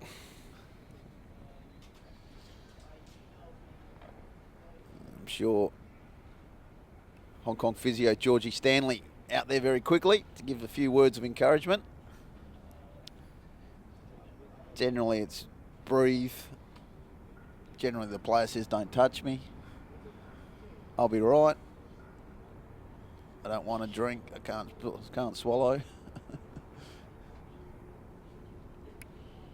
Anchi's father is actually alongside us to the commentary box at the moment. He's doing the usual fatherly laps when your son is batting and pacing up and down, watching nervously. But again, I think this is what's great about hosting some home cricketers, that people like Anchman's father and that get to come down and actually see their kids in action. So appreciate all the support that these people have come down and all the parents. Oh, and it's fantastic for them. There was some talk where we might be hosting our home games at Guangzhou in China, but it is fantastic to be in Hong Kong. Facilities are fantastic. Yeah, I don't think too many people would probably know about Guangzhou, but there's a purpose-built cricket stadium there that was used in the 2010 Asian Games. A superb facility and something that certainly the Hong Kong Cricket Association and others would love to see some international cricket there. So hopefully we can get some games there at some stage. It'd be great to see. Yeah, I like the look of this wheel. Big chunk of a lad. Bowls, gets it through a good pace, hits the deck hard. Really forcing the players back onto the back foot and hustling up with his pace as he comes in again. This time he's straying onto the pads, very strong in that area, can't. Will only take the single. Good fielding early on. The Scottish lads are up and about. And obviously their bowling plans would have changed a bit with the Lang going back for the birth of his child. I hope all is going well there. But yeah, their bowling plans certainly would have changed. But I think the one thing that's always impressed me about the Scotland side is that how disciplined they are, particularly their seamers, and that's the reason to where they've got to. They're a very disciplined unit, and Grant Bradburn and his coaching team have certainly instilled that in the players. I think that may have been our Canberra. If that had hit, I reckon Anchi was struggling there. Yeah, can't afford to lose a wicket with a run out here. Can't afford to lose a wicket at any time, but this good fielding outfit from Scotland are putting plenty of pressure on. 3 for 94 in the 24th. Rath, after being struck a nasty blow, tried to get the cobwebs out with a quick single. Again, hitting that solid length. I know Rodney Hogg, great fast bowler. We call him a Perth boy now, getting married to a lovely Perth lady. He's watching the telecast. He'd love to see these fast bowlers digging it in. He'd probably want more short pitch bowling though. Bit more aggression. Surprised actually with they bowled a couple of good short balls though, Scotland, and they've obviously when they've overpitched they've tended to go for runs, but there hasn't been a lot of variations yet, which I've been surprised about, particularly with this wicket possibly being a little bit too paced. Again, flicked off the toes nicely. That's going to go all the way. There's a boundary for Hong Kong. Nizakat Khan, very strong off his pads. Good hands, worked his way through it. A nice boundary. Cambo, you've done a fair amount of work with Nizakat. He was certainly one of the batsmen that I said to you early on when I was coaching the side and brought you in as batting coach, that I really felt had a lot of flair, a lot of natural ability, and someone that I really wanted you to work with. What is your thoughts on Nizakat? What have in a nutshell, what have you tried to do with Nizakat? Well, I think like most of the Hong Kong players, as we see the end of the over at 3 for 98 off 24th over, I think they've all got this amazing flair, and they've all got these boundary hitting ability. That's the given. So that's the baseline that you're starting with.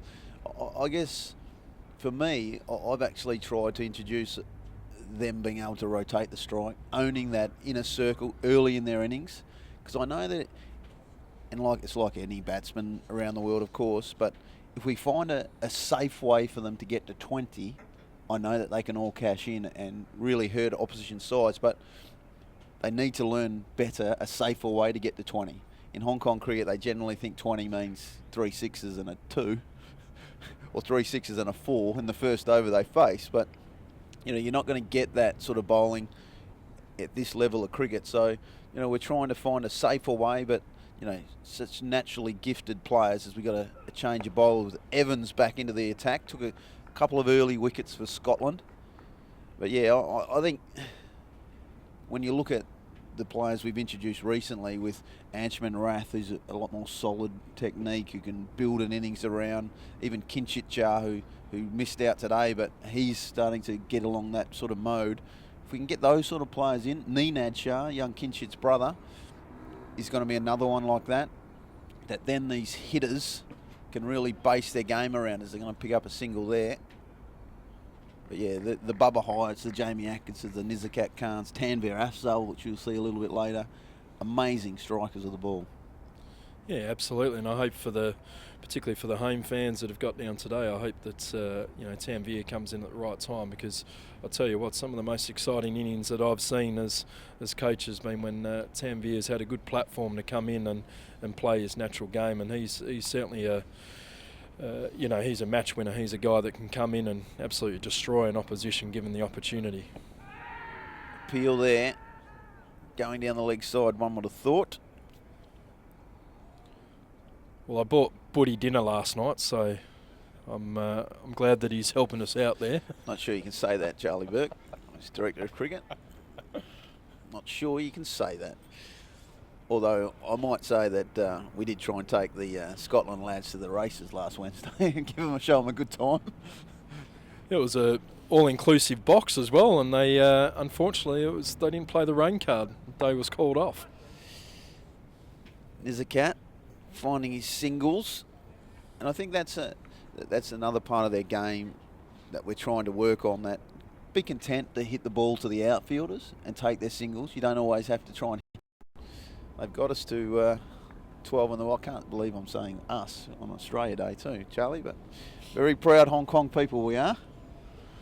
Certainly are, and I think one of the things that you've certainly brought within the batting group is the maturity of the batsman, and it's taken some time, but I think it's the culture of the batsman and also the maturity of the batsman certainly has developed and changed over the last, particularly I reckon over the last 12 months, and I think that's a lot of credit obviously goes to yourself there, Cambo, but particularly the top order. I think there's been a lot more maturity about the way that they go about their innings and understanding what an innings is. The end of 25 overs, 3 for 100 with Anchman Rath going along quite nicely. 37, the young man. Nizakat Khan on 24. His partnership just starting to build. Good platform, like you said, if the Wakas Barkarts and Tanvir Afzal's still to come. Plenty of batting in this Hong Kong batting lineup. It's good to see as well with Anchi. His first game, his first ODI was actually against PNG in Townsville, and we lost that opening match in Townsville. Actually, we walked away with 2 losses, unfortunately, in that ODI series. But that was Anchi's first taste of ODI cricket, and batted beautifully that day. Well above his years in age, he batted marvellously well on that and held the game together for us, actually. Well, you talk about that maturity, Charlie. It's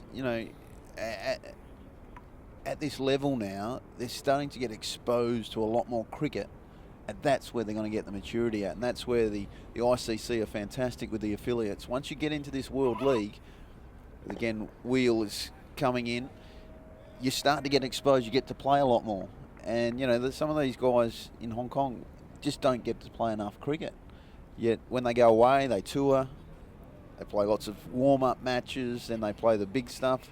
One tour, they have to play a 4-day game, 1 day as T20s. They're learning. Absolutely, and I think a great example of that would be that the tours that when I first took over, I remember going to Sri Lanka, and they basically laughed at us when we even had the prospect of possibly playing their under-19s, and we played some sort of college teams and sort of second-tier club teams, and that was back in 2000 and late 2010, and sort of where we are now. It's interesting, isn't it? We sort of go to Sri Lanka now and we play their A sides, and we've played a number of T20 matches against the national side in the Asian Games and things like that. So I think that's a great example of where this group particularly has come, and obviously the base has been the younger guys coming through. Wheel again at Rath. It's looking for that big drive. Well, respect is hard earned, Charlie, and I think this group, through their performances of qualifying for World T20 World Cups and ODI status and all that sort of stuff, suddenly you have to look around and go, you know what, these blokes can play. Absolutely, and that's what's so important about things that we're doing today, streaming this cricket all around the world. It's crucial for this, for the game to develop and grow, and it's important for people around the world to see associate cricket. It's a great level of cricket, and certainly one-day internationals should always be have some coverage, in my opinion. Well, it's exciting. People love the game. We were talking earlier about the World Cup in Australia and New Zealand, and best games were some of the affiliates. I think the Scotland-Afghanistan game voted best game of the World Cup. It's not just about the big boys. I think there's lots of talent around the world. We want this to be a global game. I think it's the second most participated sport in the world, or close behind football or soccer, whatever we want to call it. And to do that, we need to play everywhere. Another very good over there by Will. I think this is a very disciplined effort by the Scotland boys at the moment. Talking about Scotland as well, I think Preston Momsen, the skipper, he impresses me out of the group at the top tier of associate countries and the captains. I think he's one of the better leaders. He's a tremendous bloke off the field, and good bloke to have a chat to about the game, and he's very passionate about the Scotland side, and he's a very strong leader. He's got some, he works very well with their coach Grant Bradburn, and it's great to have the likes of him here. Well, we were talking to George Munsey earlier on, and he was just saying as he hit that hard to cover, that was a good shot. Evans around the wicket. They've all bowled around the wicket to management, Rath. That's very noticeable. But he was saying, George, that it's a good group of players. They enjoy each other's company. They love touring together. That always helps. I know it sounds a bit simplistic, but you go on tours sometimes and there's a couple of blokes who are hard to get on with. It does make for a tough time when you're touring so much. Evans again in the air, gets through the cover fieldsman. That might run away. It does. 4 more to Rath. For a moment, I reckon Evans thought he might have had his third wicket, but Rath will take a boundary. Yeah, you could just tell the last over or so that Anshi's really starting to create something. And hopefully, touch wood here, he goes on with a big score. But this has probably been Anshi's downfall over the last couple of years, as he gets such a great start and does all the hard work, and often sort of tries to click into this sort of third gear, and often, or has done, unfortunately, thrown his wicket away. But hopefully that's not the case today. But you can just see he's a little bit frustrated and hitting a few good shots to fielders, and that boundary then was a little bit uppish as well. Well, I think, when we talk about maturity and learning the craft of batting, it is a difference. The good players seem to somehow find the gaps in the field. It's not by accident. It's just by some good talent. And that's where these younger guys are still learning how to place the ball, manoeuvre the field. And again, he's just trying to overhit the ball a little bit here. Just needs to take a breath. Yeah, it'll be interesting. I reckon the next 10 or 15 balls to Anchi here are crucial. He's 42 off 72 deliveries. It's really important, I reckon, the next 10 or 15 deliveries.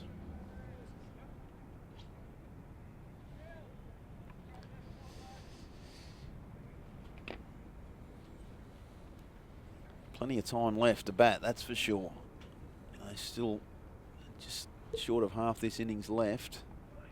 Slower delivery. Well disguised and well played. What are we looking at here, Ryan? What's the par score or the position that Hong Kong are in at the moment? 3 for 106 in the 27th over. What are we looking at? Well, at the start of the play, Maxie put me under the spotlight, and I threw up about 250 was a par score. You know, the wicket will get a little bit slower and harder to come onto the bat. So, you know, I still think 250. I think Ian Healy always had the great thinking that whatever the score was at 30 overs, you doubled it. So obviously the scores nowadays in one-day cricket do escalate at an alarming rate, but I still maintain 250. Whatever you get over 250 is a bonus. Gives yourself something to defend.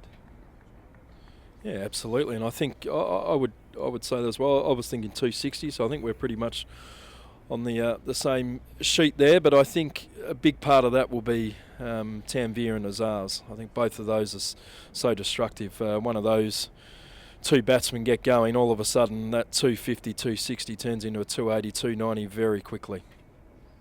Well, Wheel will continue for Scotland.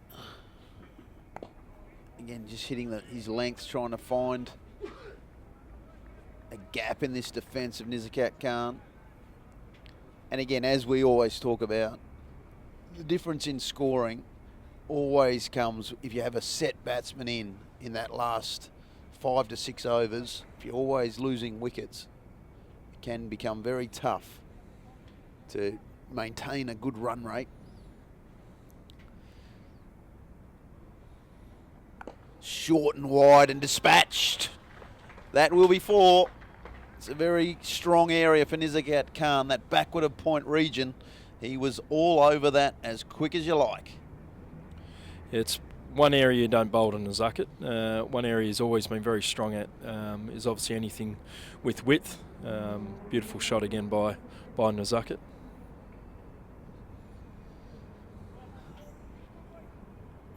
We'll have to reassess, see what he can come up with. His length has been very good so far, and a short and wide, and again same spot, same result. This time it threw in the air. 4 more to Nizakat Khan.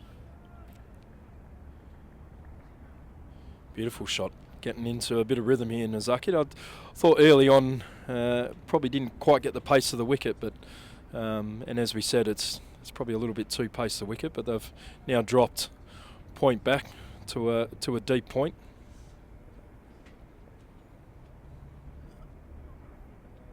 Again, fuller this time. Much better length. Yeah, it doesn't matter what sort of wicket you're playing on, I'm sure. Short and wide. Never in the coach's manual. Now I can see Grant down at a very fine leg with his traditional notepad and pen. What did you used to write in that? Scrabble or Sudoku? Definitely not Sudoku.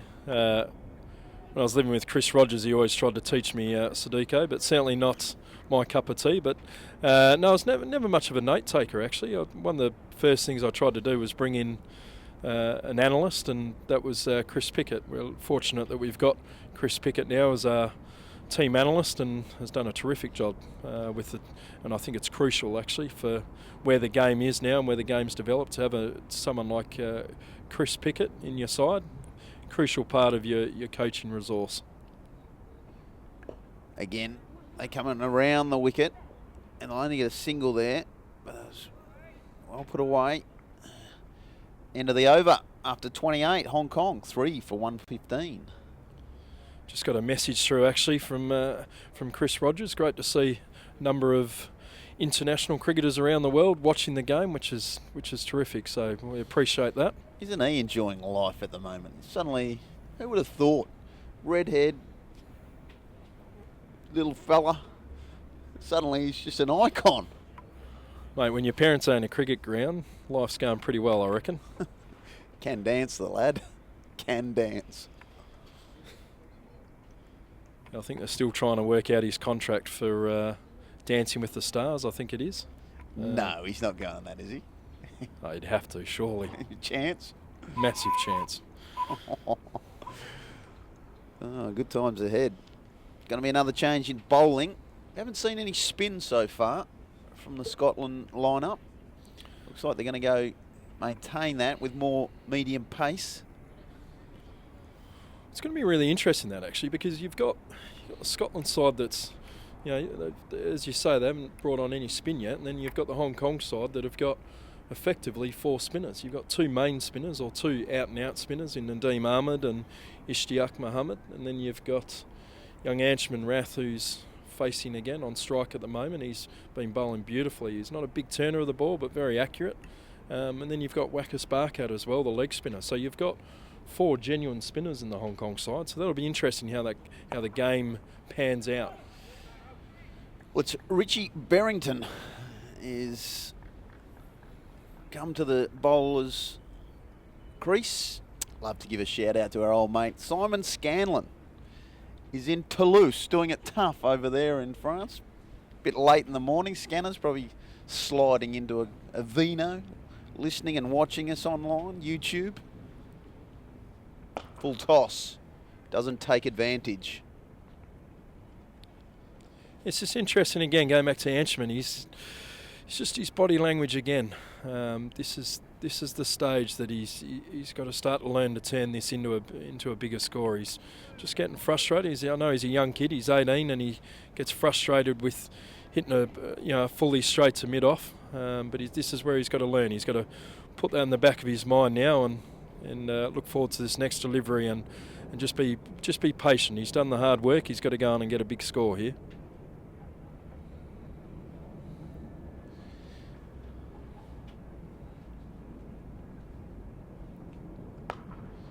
Again, down the ground. He'll get a single this time.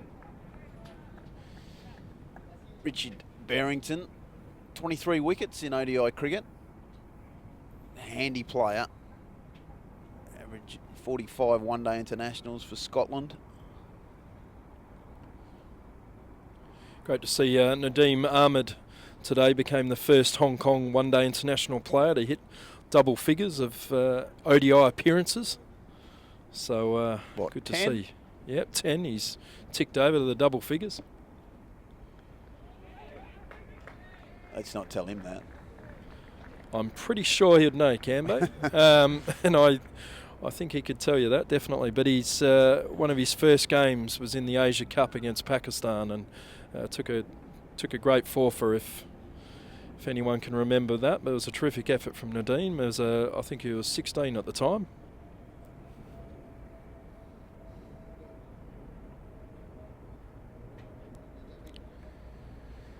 Just a slight hold up here as Anshman Rath tying the shoes up.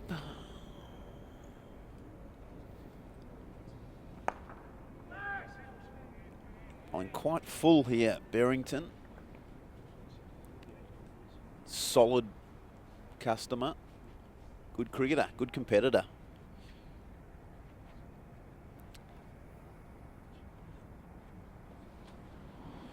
Great to have Carl Sandry watching this tucked up at home, probably. Actually, Australia Day, he's probably got the barbecue on, throwing a few snaggers on.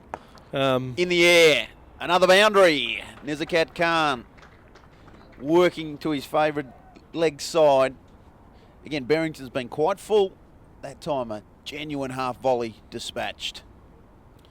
Yeah, Carl Sandry played a few games for the Thunder a few years ago and has played for Italy, a big supporter of associate cricket, and I know he's heavily involved at my former club back in Melbourne at Paran. I think he's coach of the women's team there. But interesting article today, Cambo, about the Thunder GM talking about having games overseas and particularly in Asia in the likes of Hong Kong. So great to see that people are obviously noticing that. We've got a great relationship with a number of the Big Bash sides in Australia, including the Thunder and also the Sydney Sixers, where we had one of our players there recently, and Murray Hill at the Melbourne Renegades. So, yeah, a huge believer in that. It'd be great to, particularly when we get our new stadium, to have a franchise team come and play. Well, let's be fair, the Sydney Thunder, they're the BBL champs, Berkey. They can do what they want. Winners do whatever they want. Be fantastic to come up here. Winners have parties, losers have meetings, I was told once upon a time. Yes, absolutely. Going to be a change in the bowling. We are going to see spin for the first time from Scotland. Callum McLeod has been thrown the ball by the skipper. 22 one-day internationals. He's taken 9 wickets on the Sussex list. Right arm off spin. It'll be interesting to see if he does get a bit of spin. What I will say is that Nizakat Khan, if he errs this spinner, Nizakat Khan will want a piece. Let's have a look. Good flight. Don't like in one-day cricket now when spinners bowl too fast. They've got to give themselves a chance. I think Nathan Lyon has shown that in Test cricket. That's a bit short as I take a single. A little bit of turn there. I know it was short, but that seemed to react from the surface. Yeah, I know the Hong Kong coach, Simon Cook, was chatting to myself yesterday, being one of the selectors, and having a look at the wicket, and we thought it would take a bit of turn. So be interesting to see how McLeod goes here. And I think you're right, Camber. I think if he pitches this up to Nizakat, he'll be looking to hit this into next week. He loves going straight down the wicket. You probably want to be a little bit shorter on this ground as a spinner. But I agree, you don't want to be shooting it in too quick. Well, it's a good test for Nizakat Khan because he's got a start. If he is guilty of one thing, is getting a start and then throwing it away. So he really needs to push this innings. Needs to bat at least another 15 overs, I would have thought. Down the ground. It's in the air. And as we said, it doesn't take long. That is a maximum. No surprises there whatsoever, Cambo. Well, his wrists, he whips the ball. He likes to get them involved, but he is a strong hitter of the ball. What will McLeod come up with now? A little bit shorter. Big appeal, big appeal. Not out is the call, and young Cross thinks they're a bit hard done by there. Jeez, that skidded through, hasn't it, then? It did skid through. That must have been very close.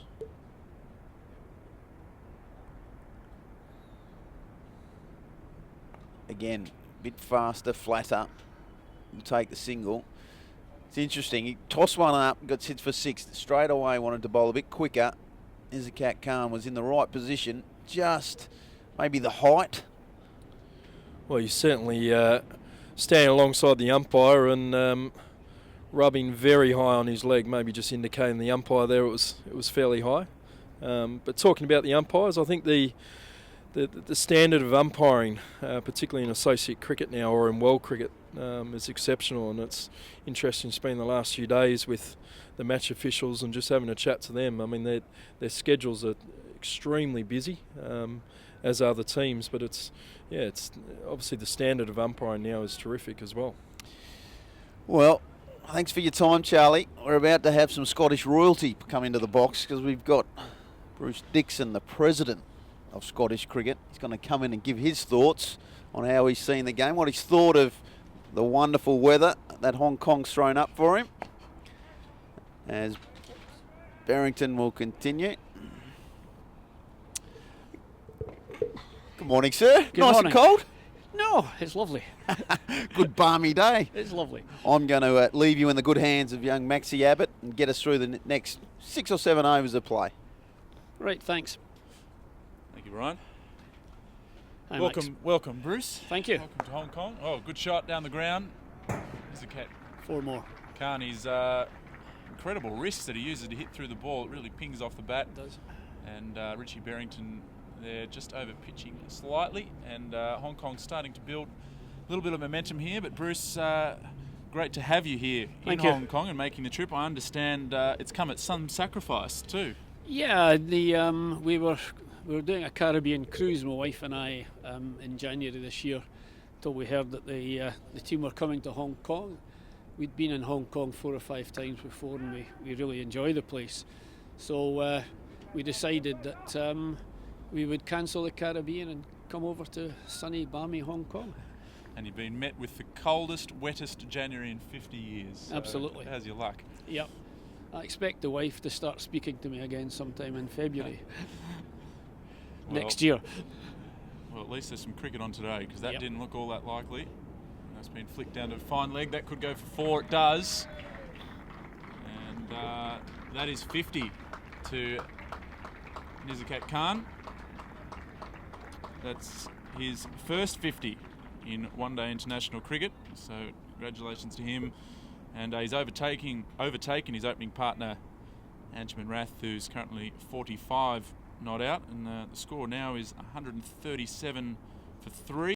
This is in the 31st over, and starting to lift the run rate a little bit, and I think they might need to, looking at this wicket and given the size of the boundaries. But as he pushes a single down the ground there. And Bruce, so talk to us about cricket in Scotland. We had CEO of Hong Kong Cricket, Tim Cutler, on earlier, talk about some of the major focuses for cricket here in Scotland. What are some of the major things that you're looking at the moment? Well, at the present moment, we're looking at the T20 World Cup in Nagpur in India, hoping to do well, and I think we're in with a chance of qualifying from looking at the group that we're in. Of course, Hong Kong are in the same group, so it's going to be close. We also think we're a good chance. Yeah, of course. And I think the two sides are quite evenly balanced, actually, quite well matched. So I would expect close games. Yeah. And what about domestically? What are some of the things you're looking at to try and grow the sport there in Scotland? Well, we've been through a period of quite a lot of change in the league structure in Scotland in the last few years. So we're really looking at a period of stability within Scottish cricket.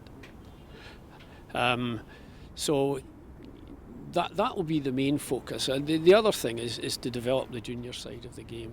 There's a lot of investment going into coaching the juniors, and to try and grow the game within Scotland from the bottom upwards. And what can you tell us about Callum McLeod here, who's coming in, sending in what looks to be some fairly flat off spinners, given that he's been hit over the fence once. Well, that's turned a bit and gone down the leg side. That'll be signalled wide. But the ball is turning, and just having a look at the Scottish attack so far. I mean, I know you had a spinner go home for the birth of his child, but mainly a seam attack here. Yeah, we've gone with a mostly seam attack. Conda Lang, our left arm spinner, had to go home for the birth of his first child, so that was a bit of a loss for us. But we've chosen really. In the air, just short. So let off there for Anjuman Rath. The ball not quite carrying, but you've got to be careful on this surface with the odd ball holding up. Sorry to interrupt. Yeah, we've gone with a mainly seam attack, with Callum perhaps surprisingly being utilised as an off spinner. Callum was an opening bowler in his previous life. When he was at Warwickshire, he went down from Drumpellier down to Warwickshire as an opening bowler. But he's now come back as a part-time off spinner. So we don't have a lot of options in today's game as far as spin is concerned. We've got Matt Machin who bowls a bit as well, but we've gone with Callum McLeod. Just looking at a couple of these deliveries, they may miss a spin here, because it is turning even just from. It looks like there's a bit spin in the wicket. Yes. Yep. And just tucked around the corner there from Nizakat. Anjuman Rath's on 46, so he'll be looking for a boundary here to try and register a 50. Previous highest score of 55 in one-day internationals, and as McLeod comes in, just knocks it out in the deep. That will probably just be one. He's got a good average here, Anjuman Rath, at the moment. If he remains not out here, it's over 50, so a good start to his one-day international career. And Bruce, in terms of the up-and-coming talent in Scotland, are there any players in particular that you have high hopes for? Well, the under-19s are in Bangladesh. They've done well. They've qualified for the World Cup in Bangladesh. I think it probably be invidious to sort of pick out particular players, but we have high hopes for a lot of these players. And we actually are running with a fairly young side at the present moment. Since Grant Bradburn came in, there's been a few changes to the team, and we've got one or two young guys coming in now.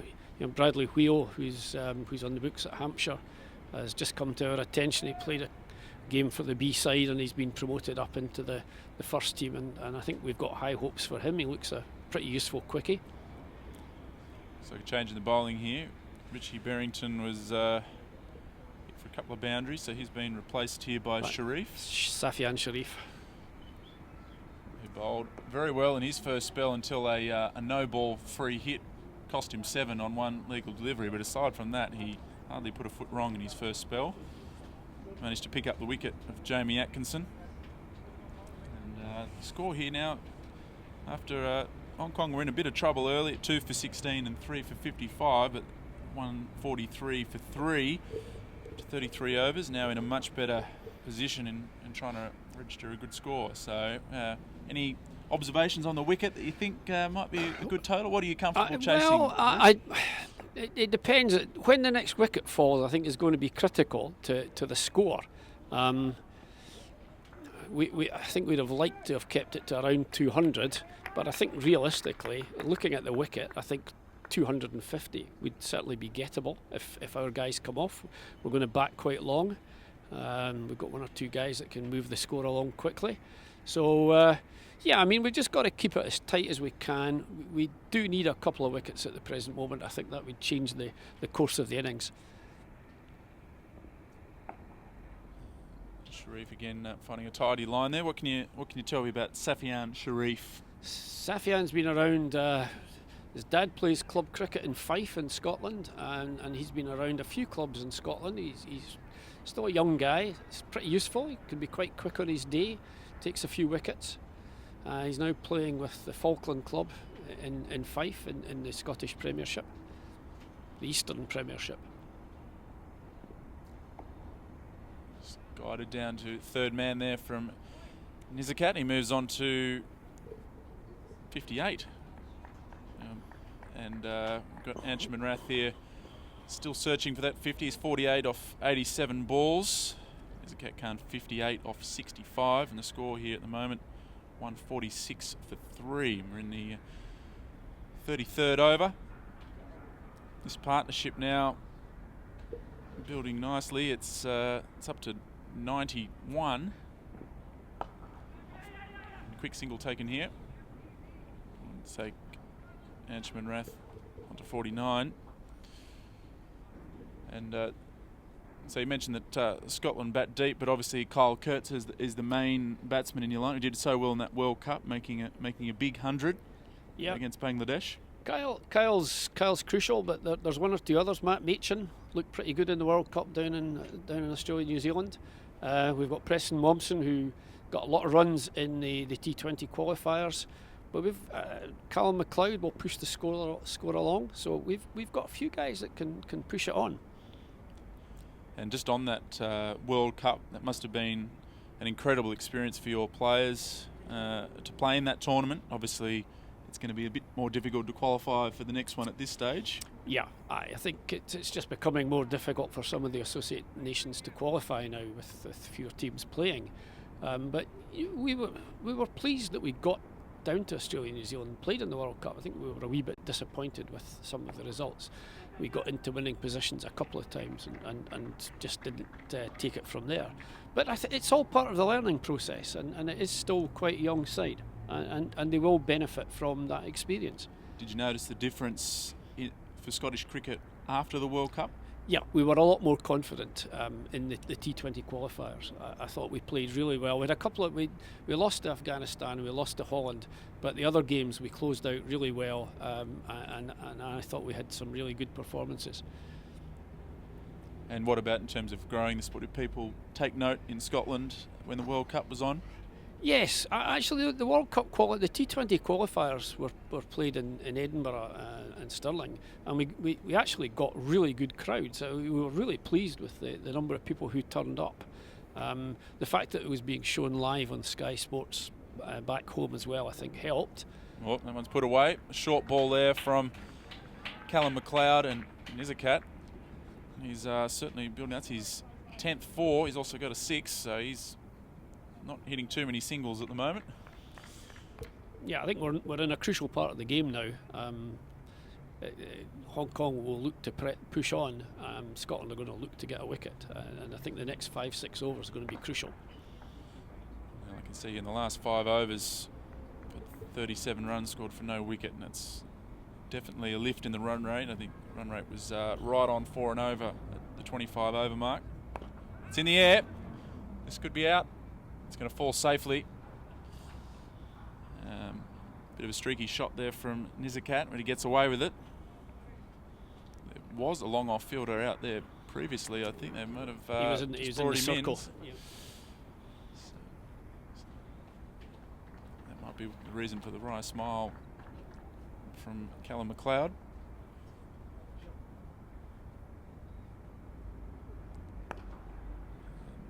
This time Nizakat just takes the ground route for a single, which brings Ancham Rath on strike on 49. And the partnership now 100 of 21 overs. So that is good going, and certainly what Hong Kong needed after they were 3 for 55 early on and looking a little bit shaky. It's Rath in the air, just short. I think it carried. Yeah. May have just carried, or on the half volley there. It was a nervous moment for Rath on 49. No doubt the young man will be looking at the scoreboard knowing he's on that figure, desperate to get a one-day international 50. I think you've got, looking at that last ball, I think the odd ball just stopping a bit, which will be interesting later on. And he can't quite reach it, so he'll have to wait another over. Score here 156 for 3, 34 overs bowled, and with 16 overs to go, 7 wickets in the shed. I suppose from here Hong Kong will be, well, they'll be looking more than 250 at the moment, and Scotland are that's probably where the bar is set for Scotland at the moment, under 250. I think we are probably looking at containing it to 250. I think from Hong Kong's point of view, they're going to want to push on towards 300. It's quite a small ground, and I think anything over 250 is still chaseable. Yeah, there is a little bit of weather predicted, dare I say it, for later this afternoon around 3-4 o'clock. But we're hoping that stays away. We did start half an hour earlier than initially scheduled to take into account the light, which at this time of year does fade if there's some cloud about. So I think, given the overcast conditions today, that was a wise move. Weather's not looking good if we go into tomorrow either, is it? No, we're not entirely confident of cricket on Thursday. I mean, we were somewhat relieved just to get a game in today after the entire Intercontinental Cup match was washed out last week.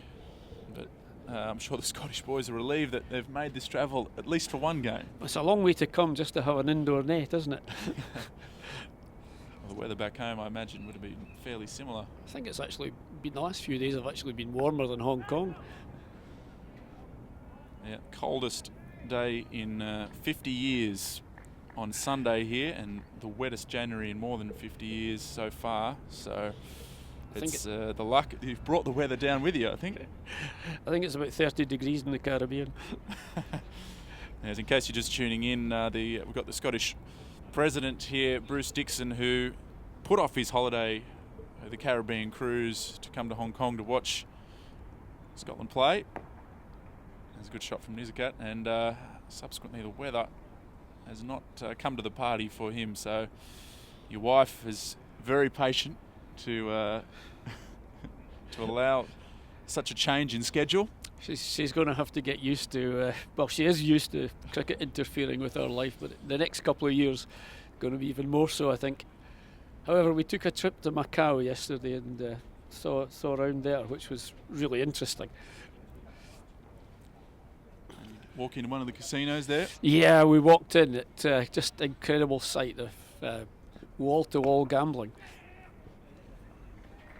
And there's 50 for Anshman Rath. Well played. He's really anchored the innings from up the top of the order when they were 2 for 16 early on, and he managed to tough it out. And he's 50 off 91 deliveries.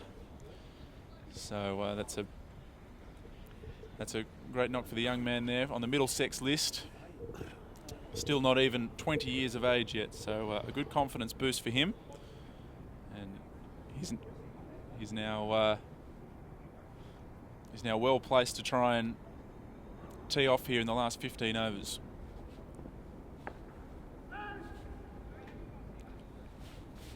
And there's no doubt that Sharif here has just tightened things up a little bit. Yeah, he's bowled a good length, kept the ball there and thereabouts, made it more difficult for the batsman. So do keep the tweets coming in. We are keeping an eye on some of the comments coming through on the YouTube stream as well. Thank you for joining us. There's 268 watching now, steadily growing, so we hope that gets up over 500 later this afternoon. We will get to some of your questions on Twitter. Tweet at CricketHK. Certainly been pleasing to see just how many people are tuning in from all parts of the world. We had someone from Los Angeles earlier on tuning in. Plenty up early in Scotland. Yeah, Progress. they're 8 hours behind us. We've got Peter Della Penna, a shout out to him, who's actively engaging with the live stream here. Or he's pleased to see the CEO of Hong Kong Cricket actively engaging, but I'm sure he is as well. And drinks have been taken here. The score for Hong Kong just progressing along nicely here. 158 for 3 after 35 overs, so 15 overs to go. I imagine that with 7 wickets in hand, Hong Kong will at least be looking to add another 100 onto that.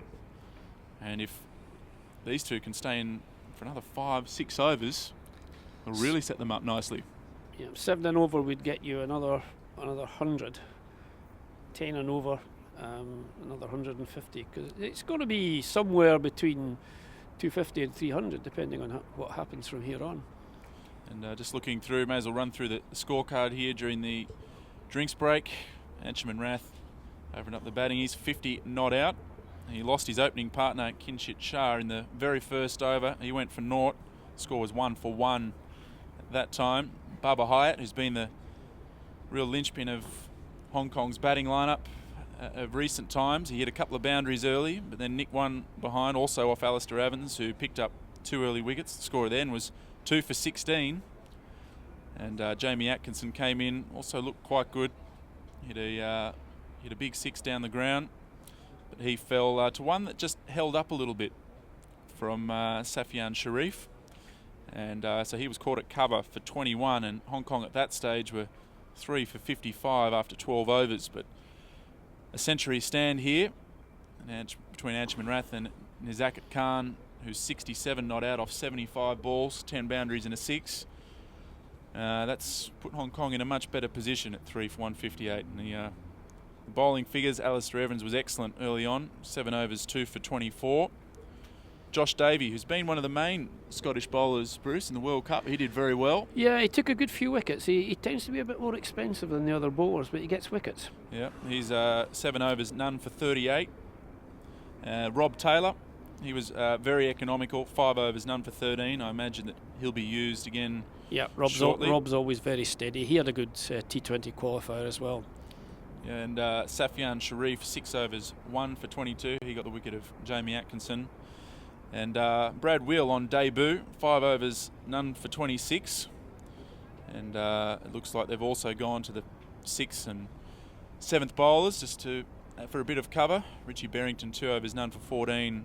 Callum McLeod with his off spinners, 3 overs, none for 18. Has found a little bit of turn. So the Scottish attack has dominated by the seamers. We're going to see the opposite later on. I think when Hong Kong You're going to go with a will be mostly spin attack? mostly spin attack, but up to probably 4 spinners could be used later on this afternoon. So just whilst it seemed the only decision to be able to bowl first with the overcast skies and the wickets being under covers, I don't think it'll work out too badly for Hong Kong, given that their attack does rely mainly on taking pace off the ball, and with this wicket slowing up as we go along, that could come in handy.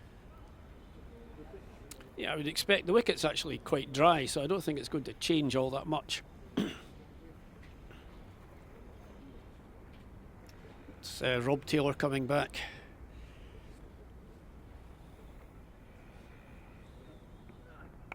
It's in the air, over the top, good effort. 4 runs. And it's gone all the way to the boundary. That was Richie Berrington there at backward point. Would have been a screamer. I think he might have just got a little hand on it. I think he just got a finger on it. Fingertip to it, but it's 4 runs for Anshuman Rath, so he moves on to 54. Score on to 162. Rob Taylor, that'll spoil his economy rate. 5 overs, none for 13 until then.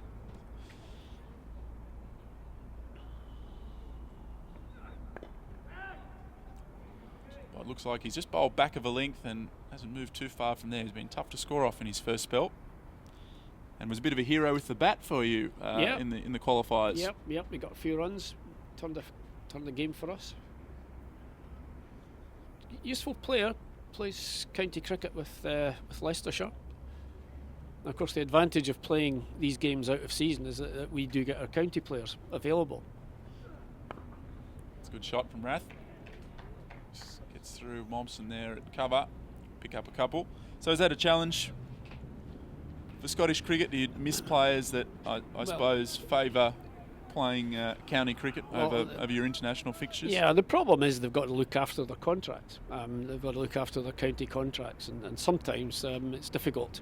Matt Machin didn't play in the T20 qualifiers because he was playing for Sussex. We were fortunate that we got Rob for the T20 qualifiers.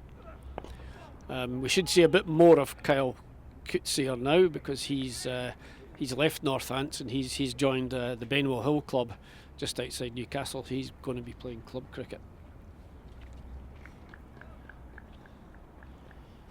And then we've got the Scottish-based players, Ali Evans and Preston Momsen, young Mark Watt, who will always be available.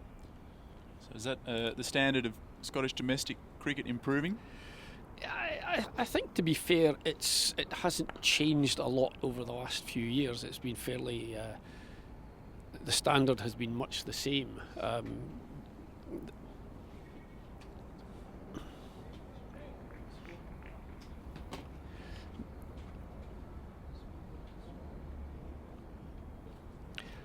As I was saying earlier, we've been through a period of fairly significant change in Scottish cricket, and we're looking for some stability.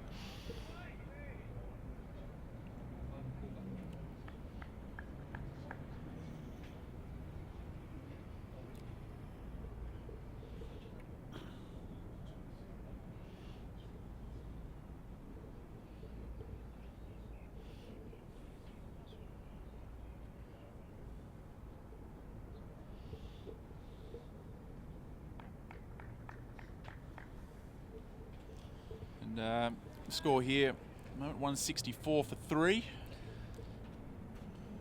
Safia and Sharif continuing. 40 notes to go, nice tidy over there. Taylor did go for the boundary, but I think 5 and over at this stage is quite acceptable. I think we'll take that. Flick around the corner there from Nizakat. Pick up a single. Score now 165 for 3, and it's going to be interesting to see which one of these batsmen really start to put the foot down. I would have thought that Nizakat will be the man to maybe take a few more risks, and perhaps Anshuman Rath just try and anchor and bat through the innings.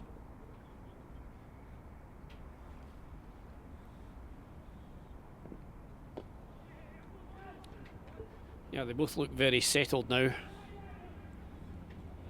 Good running. Pick up 2. So are you staying for the duration of the tour, Bruce? We leave on Sunday evening, the midnight flight out of Hong Kong on Sunday. But we've been to Hong Kong a few times in the past, and we really enjoy the place. So you've been able to get out and do some sightseeing in the bad weather. Have you braved it? We spent a long time in the Hong Kong History Museum on Sunday when it was raining and wet. So, but that's a really interesting place. It was that passed a good few hours on Sunday, and we've been out and about, and we've been sampling the local restaurants in the evening. Being from Australia, when it's 3 degrees, that means I don't go outside. So I didn't on that day Sunday. It was bitterly cold. Sunday there was never a chance of play, unfortunately, in the I Cup there. And if it had been sunny in that temperature, I don't know how the Scottish boys would have fared. Apparently you've left your jumpers at home. I don't think even the Scottish guys would have enjoyed playing in these sort of temperatures. Sunday was really particularly cold, and the trouble is that we're really not clothed for this sort of weather. It's all right back home where you've got thick jackets and jerseys and woolen hats and gloves, but here we haven't got any of these things, so it's been a bit of a struggle.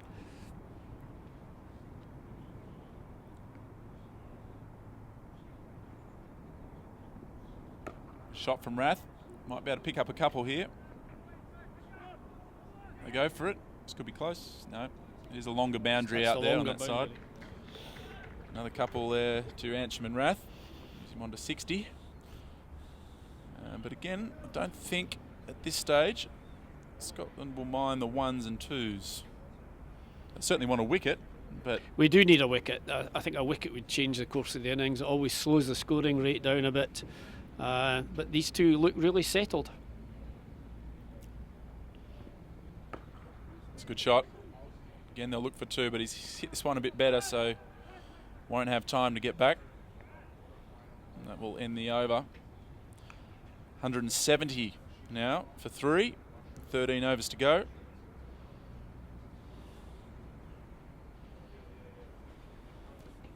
And just the 6 runs coming from that over. And it has been, it seems, the medium pacers that have been able to slow the scoring best. The guys that have had a bit more pace on the ball have found themselves going to the boundary a bit more regularly. It's about hitting the right length as well. You can't really bowl short on this wicket. Well, Bruce, I do thank you for joining us here, and well done for putting off your Caribbean cruise in lovely 30-degree temperatures to come here to Hong Kong. Oh, that's a good shot. That's down the ground. There's no man out there, and it's one bounce. No, it's gone all the way. So that's Antrim Rath's second 6. And on that note, Bruce, I'll allow you to take your leave. Thanks for joining us and coming, as I said, to Hong Kong. We'll just get a quick photo here for your wife. Excellent. Okay, thanks very much for having us, and look forward to enjoying the rest of the stay in Hong Kong, and look for a good finish to this game. Excellent. Thanks, Bruce. And joining me now in the booth is the captain of the Hong Kong commentary team, Ryan Campbell. Well, can I just say, Bruce must have the world's most understanding wife. Given up a Caribbean cruise to come to cold Hong Kong to watch his cricket, the most loveliest wife ever in the history of wives, I think. And there's a long history of wives. Long history of unhappy wives too, I would have thought.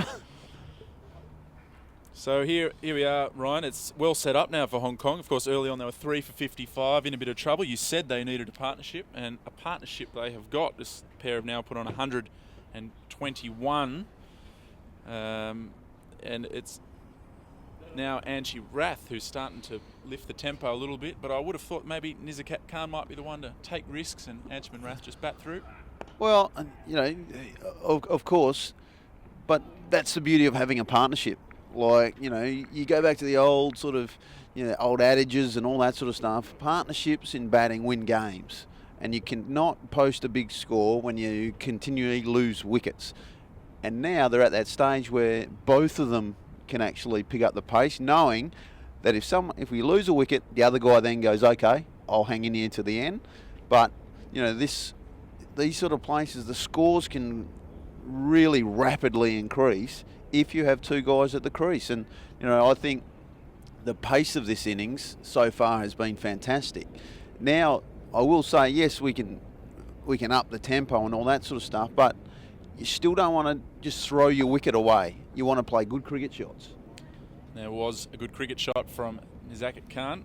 He moves on to 69, just off 77 balls, so he's striking at almost 90, which is pretty handy in one-day international cricket. Rob Taylor has been pretty economical and hard to get away, generally speaking. He was hit for 6 early in the over, but that was, I think, almost the first boundary off his bowling. He's been very tidy.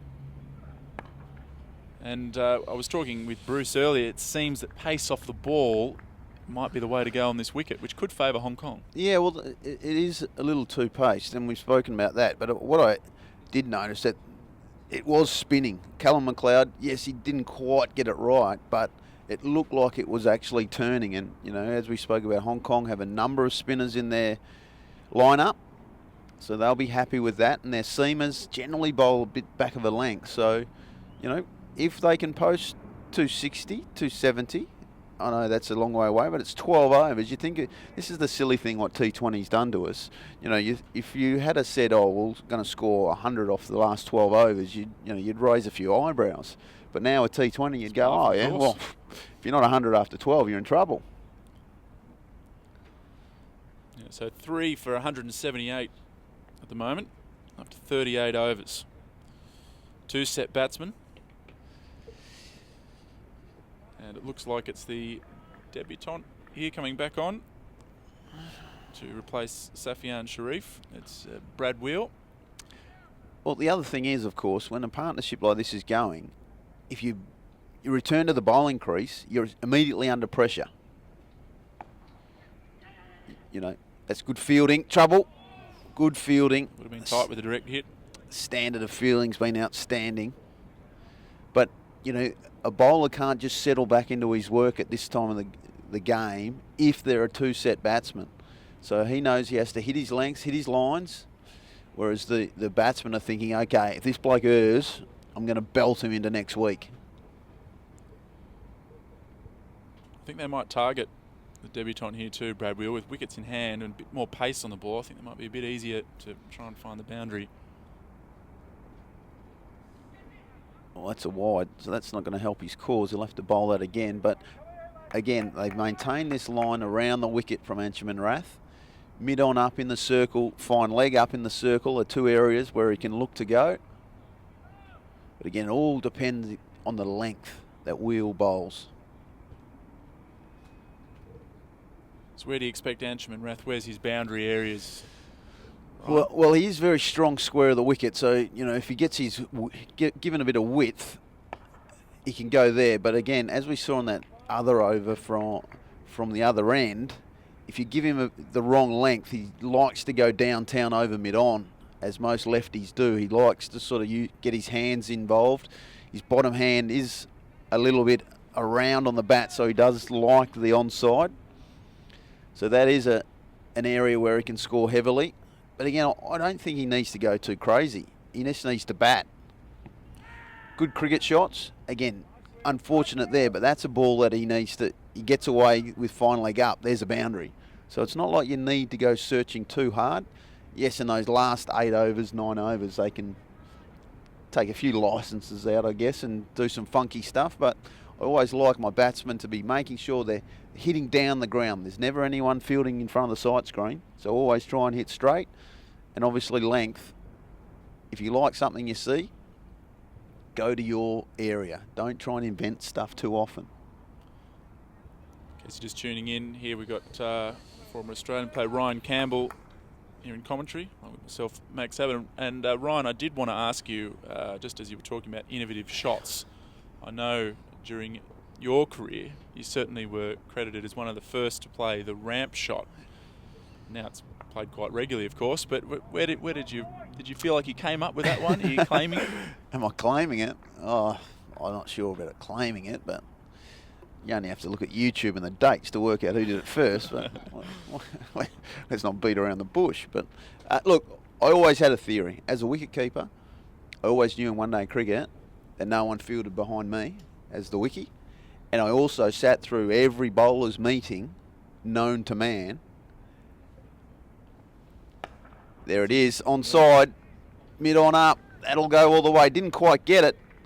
Gets enough of it, and there's a boundary. Yeah, I sat through so many bowling planning sessions, and basically everyone said the same thing. At the death, you've got to bowl full, slow ball, bowl full. So I was thinking, well, if they're going to bowl full at the block hole, why don't I just get down and get to it on the full before it gets to the block hole?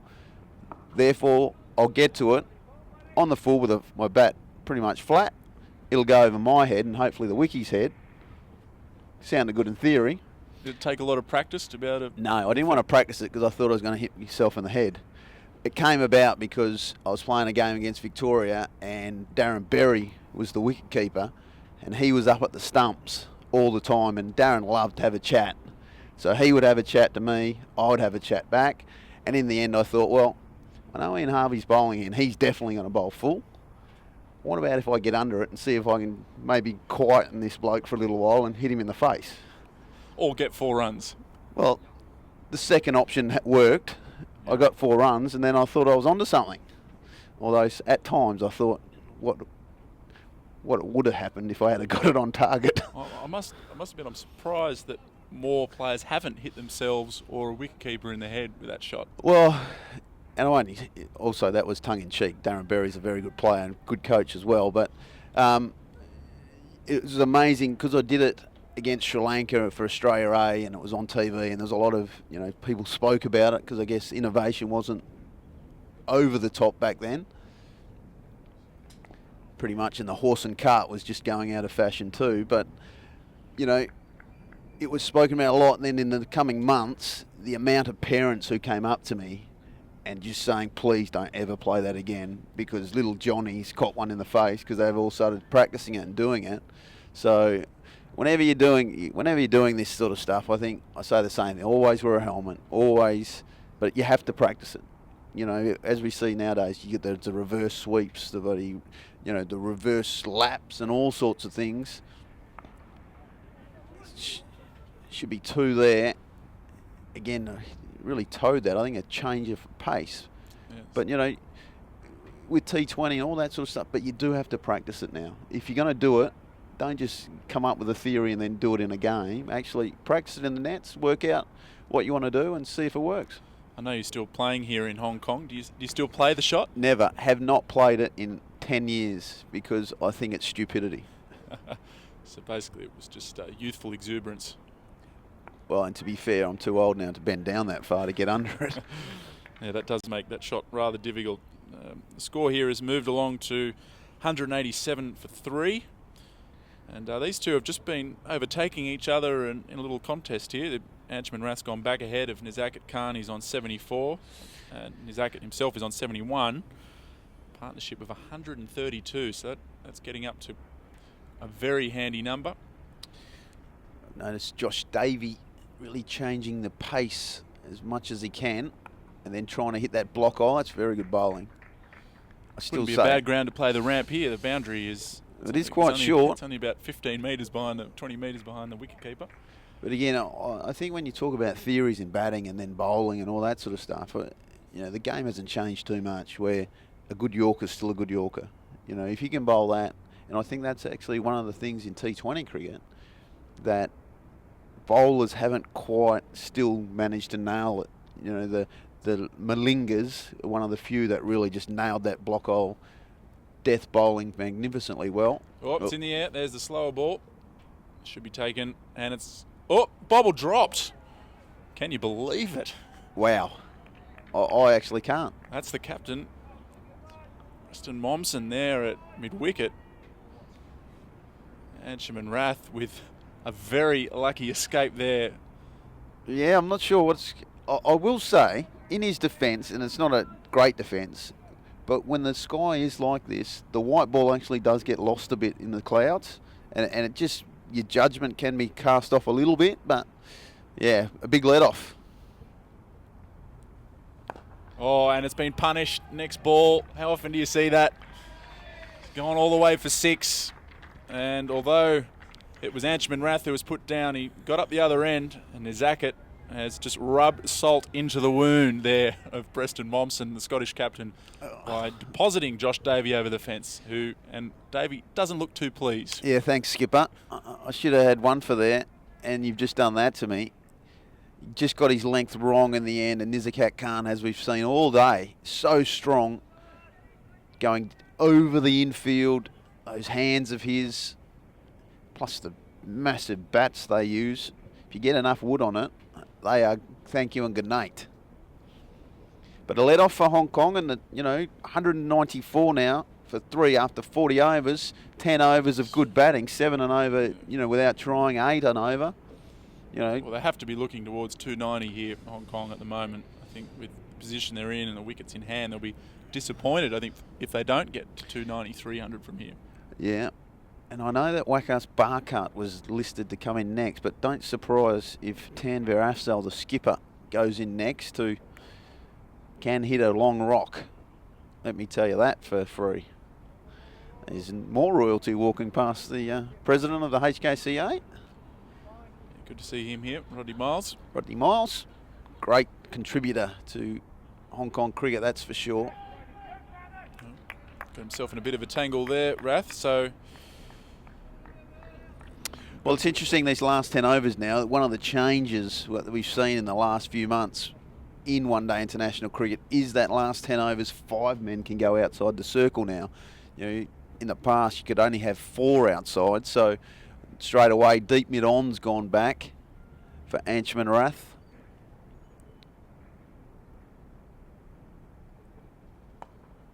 Oh, we missed out there. And it is a risky field position. They're having a fine leg up, bowling around the wicket. Don't want to stray on the pads. Yeah, I guess the captain is hoping that he stays away from his pads, and he's probably got away with 2 balls there.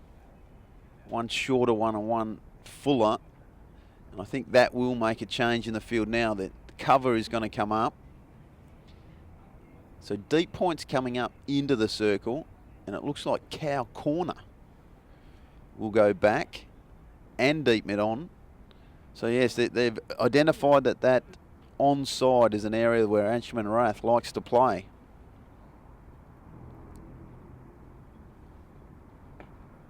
Oh, and again, he's probably got away with one there, bearing down the leg side, but Rath can't get it past that fine leg fieldsman that's up inside the circle.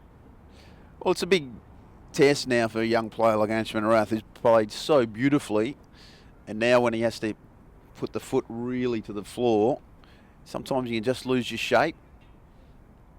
Doesn't want to put too much pressure on Nizakat Khan either, thinking that he is the only one that needs to hit 4s and 6s. But it's been a fantastic partnership, a partnership that hopefully has laid the foundations to what might be a winning score. Should be a wide. Well, it's very difficult to know what a winning score will be because the 2 attacks, of course, are so different, with Hong Kong taking a spin approach, largely with their attack, with the Scottish predominantly medium to fast attack. So it'll be interesting to see that could be the difference in the game. It will be a good test. Just got it down to 3rd man there from Nizakat. I've always said though, batting first, you control the game. Hong Kong lost the toss, was sent in. You post a score and then you'll defend whatever. Obviously, with India and Australia, that's been the opposite. It seems to be just what is it? We'll get it. Serve us up whatever you want, and we'll chase it down. 197 for 3 here at the moment. Well bowled. That's where you got to bowl, Ryan, I would have thought right now. Fantastic bowling. It's an excellent over so far. But again, pressure has to come down. You have to execute that last ball 6 out of 6 times. Preston Momsen there just considering what happened in that last over with a very simple chance. You would have to describe it as, Ryan, going down. Hands up or hands down. See, Australians generally catch that hands up. Fingers up. Oh, it's short. He's managed to beat that short fine leg fieldsman. And that's gone down. down to the boundary for 4. So a handy boundary to finish the over there. That takes the score past 200 with 9 overs remaining. Well, it was... look, it ended up being not a bad over for Scotland there, but to be fair, he was flirting with danger on a number of occasions, and finally that last ball, he copped a boundary off it. But again, that's the, I guess, the pressure that bowlers face now. It's a tough game. Josh Davey to continue. He'll be Nazaket Khan on strike on this occasion. Partnership now worth 146. So that is a very good partnership in one-day cricket. I'm not... I don't have exact figures on me, but I'm sure that's edging its way close to perhaps one of the highest partnerships ever for Hong Kong. In one-day international In one-day international cricket. Slow ball over the top, and that'll be 4. Short and wide has been irregularly dispatched today, and Nazaket Khan cashing in again there. Yeah, if you're going to execute a slow ball, the place you don't want to err to is short and wide, outside off stump, because he has been very, very strong there today, and generally all the time. And that puts the pressure. We always talk about in team meetings, as a bowler, the first and the last ball are the most important ones. Yes, obviously the other 4 count, but if you get hit for a boundary first ball, suddenly you put yourself under so much pressure. Full toss. It's going to only be a single.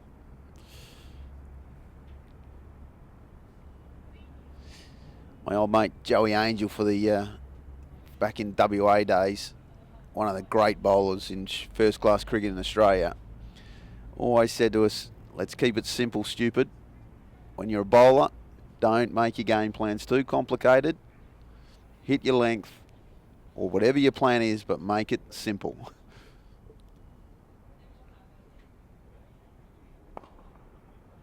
Played by Hanchman. I kind of get the feeling here you might be better off just looking for those singles down the ground, and Nazaket be the man to try and really cash in. He's been the main aggressor in the partnership. Yeah, absolutely. He's hit 11 boundaries and 2 sixes. Strike rate of 100 for Nazaket. With only 4 blokes in the circle, and they're all generally pretty deep now, you have to take it 1 every ball. Like, that's the minimum.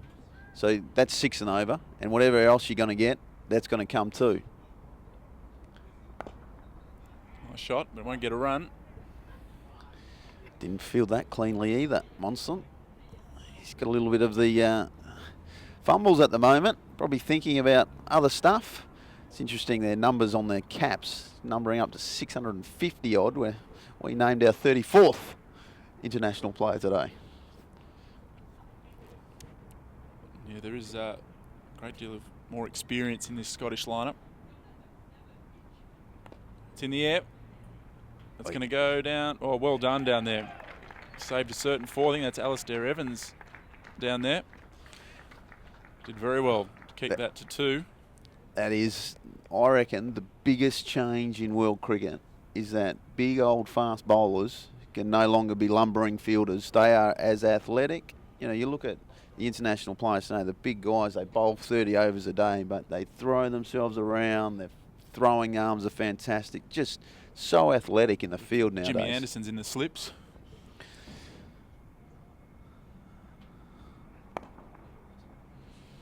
He's got that very unique style in Nazaket, doesn't he? Way he flicks those wrists, a little bit Dhoni-esque. Yeah, there's plenty of risk gets involved, that's for sure. So 9 runs coming from that over. That's a better one for Hong Kong. I think that's got to be looking for that at least with 7 wickets in the shed. 210 for 3. I tell you, one very large over would be handy here. You know, like you say, the 8s and 9s are good. Just one over, really, to put the cat amongst the pigeons, an 18 or a 20 or something. And the change of bowlers, the short end straight, this could be it. It looks like Scotland have gone to their go-to man here. Is Alistair Evans speaking with the skipper. Camera there at the moment on Hanchman Rath, who's on 81 off 122 deliveries. But Scotland will be hoping that Alistair Evans can pick up the 3rd wicket, because if Scotland don't pick up another wicket, it's going to be hard to keep this score under 300, you'd have thought.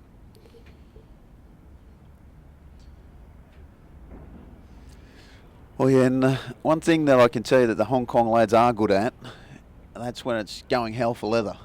Well, yes, they can be susceptible early in their innings and their feet don't get on, and sometimes the short balls can affect them. But let me tell you, when it's time to go and there's wickets in hand and blokes in, they are as good as dispatching balls as anywhere in the world. Both men up inside the circle straight, so this has to be short. Was short. Well, that's a plan, a bowling plan, which I like. You know, sometimes, like you say, come up with a plan and stick with it. And their plan obviously is with mid-off, mid-on up in the circle, I have to bowl short. The bigger boundaries are square, so let's make the most of that. Now, as a batsman, you got to know that it's going to be short, so what am I going to do to come back? What is Nizak going to do here, Ryan? Go to leg side, flat bat it straight over his head for 6. Sort of, yeah. Didn't quite come off. Alistair Evans bowled very well in his first spell. Picked up a couple of early wickets. Kinshit Shah and Baba Hyatt, the big wicket of Baba Hyatt. And at that stage, Hong Kong were 2 for 16. Yeah, early trouble. It's been a great inning. So there you go. So now they've gone, he's got away with 2 balls. So now deep mid-on goes back. So he can afford to pitch up a little bit. I'm still giving myself room here. I want to go the offside if I'm Nizakat. He goes to the leg side. There's 2 men out there though. Just be the single. Well, they're those slower ball bounces that every fast bowler seems to have nowadays. And again, it's good thinking because the square boundaries here at Mission Road are much bigger than the short boundaries. So let's do it. Let's go short. They know it's coming. We know it's coming. See what happens. It's been a good start to the over here. Just the 1 run off 3 balls, which at this stage is excellent for Scotland. And that's going to be a wide. It has been a bit poppy. It's hard to bowl bounces on this surface, isn't it? Well, especially that's that slower ball bouncer too. So if you don't quite get that right, that is going to be tennis ball bounce-ish. But just needs to execute his plans.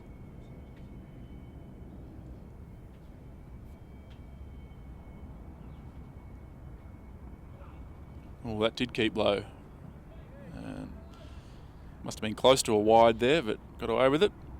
Well, and that one did. That'll be encouraging, if anything. I was going to say, when you're 3 for 210 and you've almost had your hit, you don't mind a few going up and down.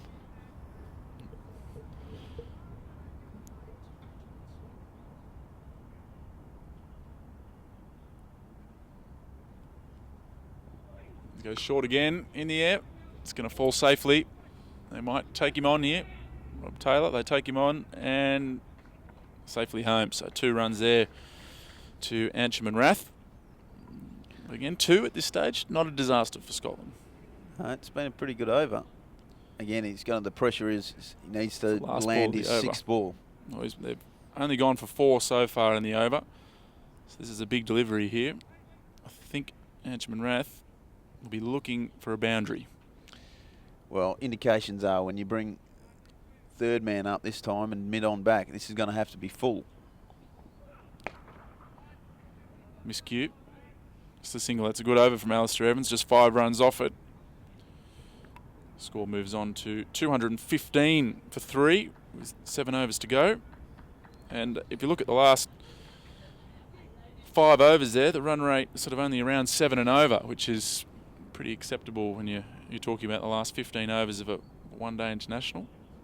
7 and over from here will get Hong Kong to just over 250, which they would have taken perhaps at the start, but it's always shifting really, depending on where you're at. But that's how it is, isn't I it? think given where they were 5 or 10 overs ago, they probably were looking closer to 300, but that is looking difficult to reach from here. It's the backdrop here at Mission Road. Our CEO, Tim Cutler, owns probably the top 3 or 4 floors of those buildings. Him and his penthouse suite. I think you mean he would like to own it. tell you that there's some buildings go up here in Hong Kong, and they go up at pace, serious pace. The one that you guys can't see back home, but this one to the side of this ground literally went up in the blink of an eye. So we've got Safian Sharif to come back into the attack here. He's been pretty miserly. Short. Certainly employing those, I think they're slower ball bounces, not just sitting in the wicket. Yeah, definitely. It's it's obviously in their team conversations. Let's finish the innings. Lots of slower ball bounces. Use the square boundaries. Again, this is where the batsmen also have to understand what's going on, so they have to come up with something a little different as well.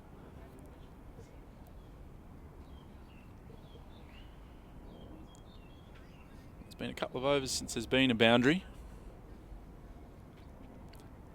I reckon Zacket here. Will it be playing on the batsman's mind here? 87 and 85. Neither of them have scored one-day international centuries before. Is that play on their mind here, Ryan? Well, I'm hoping not, because you can't afford to think about yourself at this time. The team needs some boundaries, and that's going to be one of them. Yeah. Yep, that's 6. That's what Hong Kong needed. Great shot from Nizakat Khan. That moves him into the 90s. He'll be probably thinking about that 100 now. I dare say that he's into the nervous 90s, but that was a pretty convincing shot, and it's 93 off 90 deliveries, so his strike rate has been excellent. That's his third 6. That's an example of, you know what you have to bowl. The batsmen know what you have to bowl. If you don't quite get it right, he's waiting. So the same ball is going to be employed here, and he's going to go again.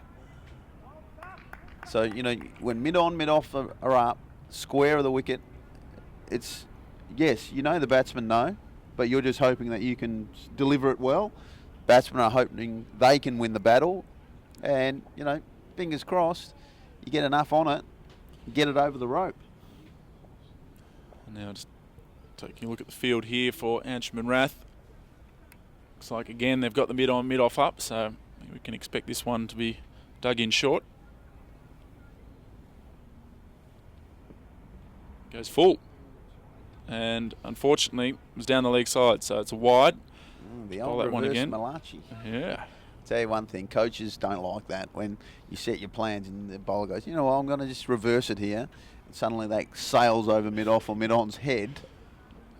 So how can you bowl full with your mid-on and mid-off up? I think I've heard that a few times.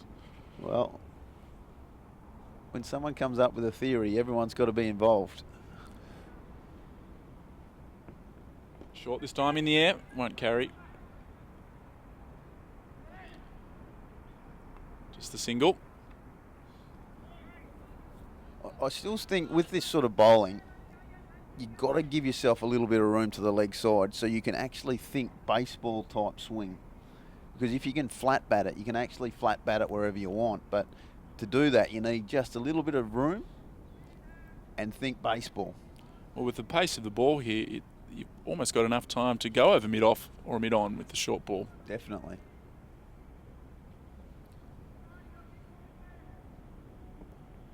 Again, short. Goes for the flat bat that Ryan was talking about.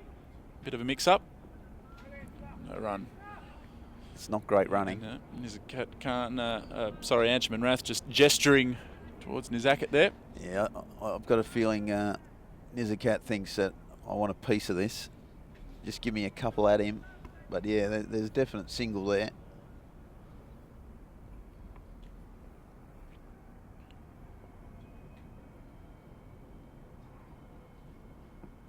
Slow, that's very slow, and so slow that it's just looped up to the keeper. So Nizakat Khan won't get that 100. He's been caught behind for 94. It's just 6 runs shy of what would have been a maiden one-day international 100. Well, what a shame. They've had this plan of these slow ball bounces and continue to work its way, and unfortunately it has finally worked for Scotland, and Nizakat Khan has made a very well made 94. Not the 100 today, but it's not far away, and I'm sure 100 is just around the corner for that young man. An important wicket at 94 off 93 deliveries. It's a warm applause from the Hong Kong faithful here who've come to watch this fixture. 94 off 93 deliveries, 11 for 4s and 3 6s. And that is his highest score in one-day international cricket. So well done to Nazak Khan. And that is also the end of the over. So 6 overs to go, 4 for 225. And as you suggested, Ryan, it is Tanveer Afzal, by the look of it to me, that has walked out there. Yeah, the skipper will come in like this situation. Nothing to lose, really. Can play with lots of flair. Just needs to give himself a couple of balls. I've always sort of said that to him. He just give himself at least 2 balls. Hit a few hard ones down to mid-on or mid-off or something, but just get the eye in a little. So we can expect that he won't have too many sighters. No, pretty much you can guarantee yourself that. Short, that could be a wide. Yep. Alistair Evans, who's been pretty tidy so far. 8 overs, 2 for 29. Well, now he's 8 overs, 2 for 30 after that wide. Anshman Rath still there. He's on 86.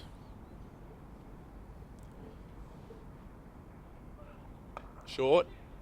And the third man won't carry. I've got to wonder though, we're standing side on here. They have to be, how many can you bowl an over?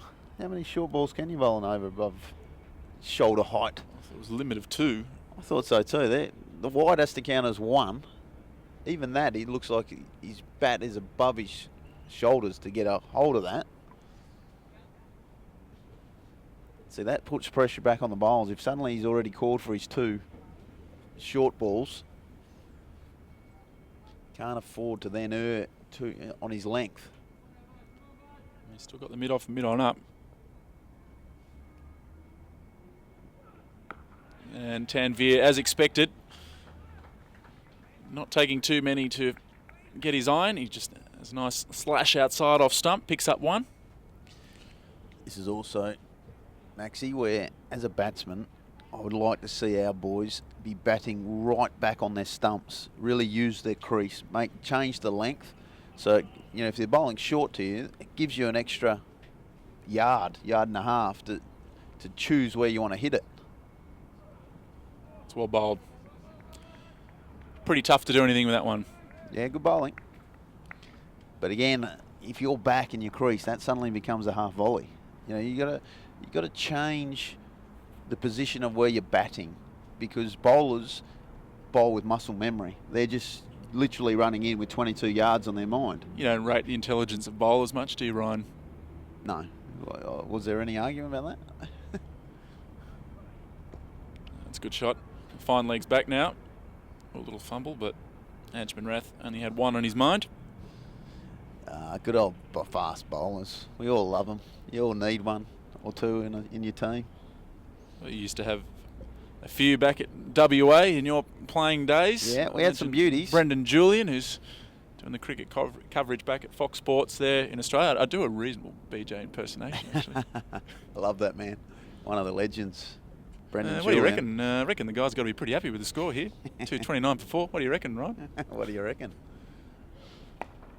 That's in Trying the air. to get over. Yes. We'll only get the single though. It's been a good bowling stint, this, from Evans. Yeah, Brendan Julian was one of the absolute greats of WA cricket.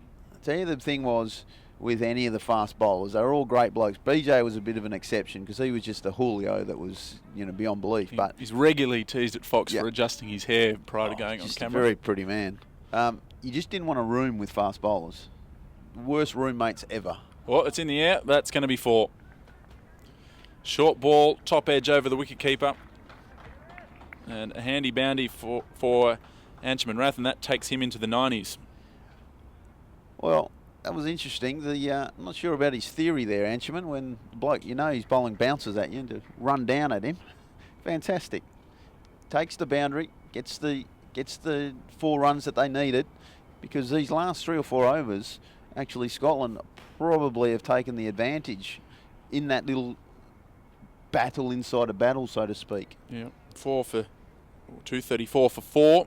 And 5 overs to go, so 280 still get reachable from here, especially if Tanvir Afzal, who's pictured there, can get going. Certainly you would describe him as an aggressive batsman, to say the least. His batting in the UAE just a couple of months ago was absolutely outstanding. Made a first-class 100, and some of his T20 and one-day innings were just absolutely breathtaking. Safian Sharif to continue here. He's got 2 wickets today. 8 overs, 2 for 38.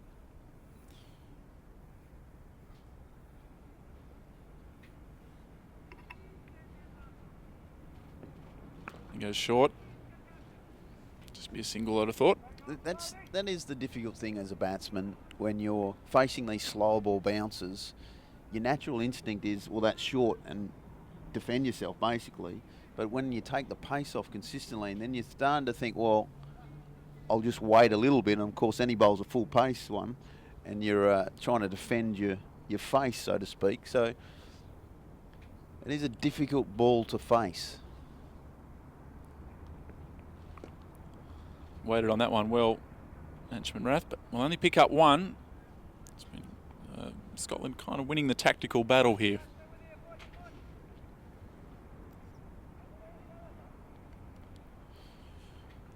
Well, we heard earlier with Charlie Burke talking about the analysts and all that sort of stuff that's involved in cricket today. They've done the stats, they've done the work, they know, they know what they want to do, and it's about executing their plans on the day. Well bowled. Like I say, cricket, it's all about having a theory.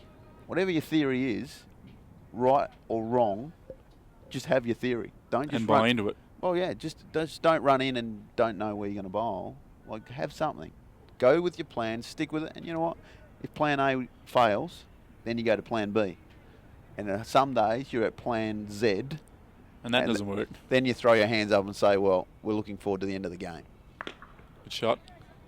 It's just going to be one. Now, Scotland have really bought into this plan of bowling short, and it's working because there's been very few boundaries. Tough to get away. They've mixed up their pace. Well, for those watching us at home, the ground is very wide, square, yet it's very short down the ground. So, they're making the most of the space, so to speak. This is up in the air. It's going to fall safely. So Tanvir Afzal trying to get his first boundary away, but just can't quite get his timing yet. And I just wonder as well with the pace of the wicket if that's playing a part as well, because obviously the short pitch bowling, if you're not getting that consistent pace coming at you, coupled with the slower balls and quicker bounces, must make it fairly difficult to try and get any timing, especially if you just come to the crease as Tanvir has. Good bowling once again. Hitting the block hole. Rath good enough to work it down to fine leg. Boundary's not exactly coming though for Hong Kong. No. Although, look at the last 5 overs, the run rate's still about 8 and over, and it hasn't felt like that, given the number of balls that have only gone for 1. So Hong Kong at least getting bat on ball and picking up singles from most deliveries. Well, that's the thing. Sometimes you get too greedy, and instead of accepting that, at worst we're going to get a single, you try and hit the ball too hard, and there's a couple of dot balls, and they're just the world's biggest sin in the last 4 or 5 overs, especially, is dot balls. So, get bat on it at worst, take your single, and then if you can manage to hit the boundary, they're your bonus.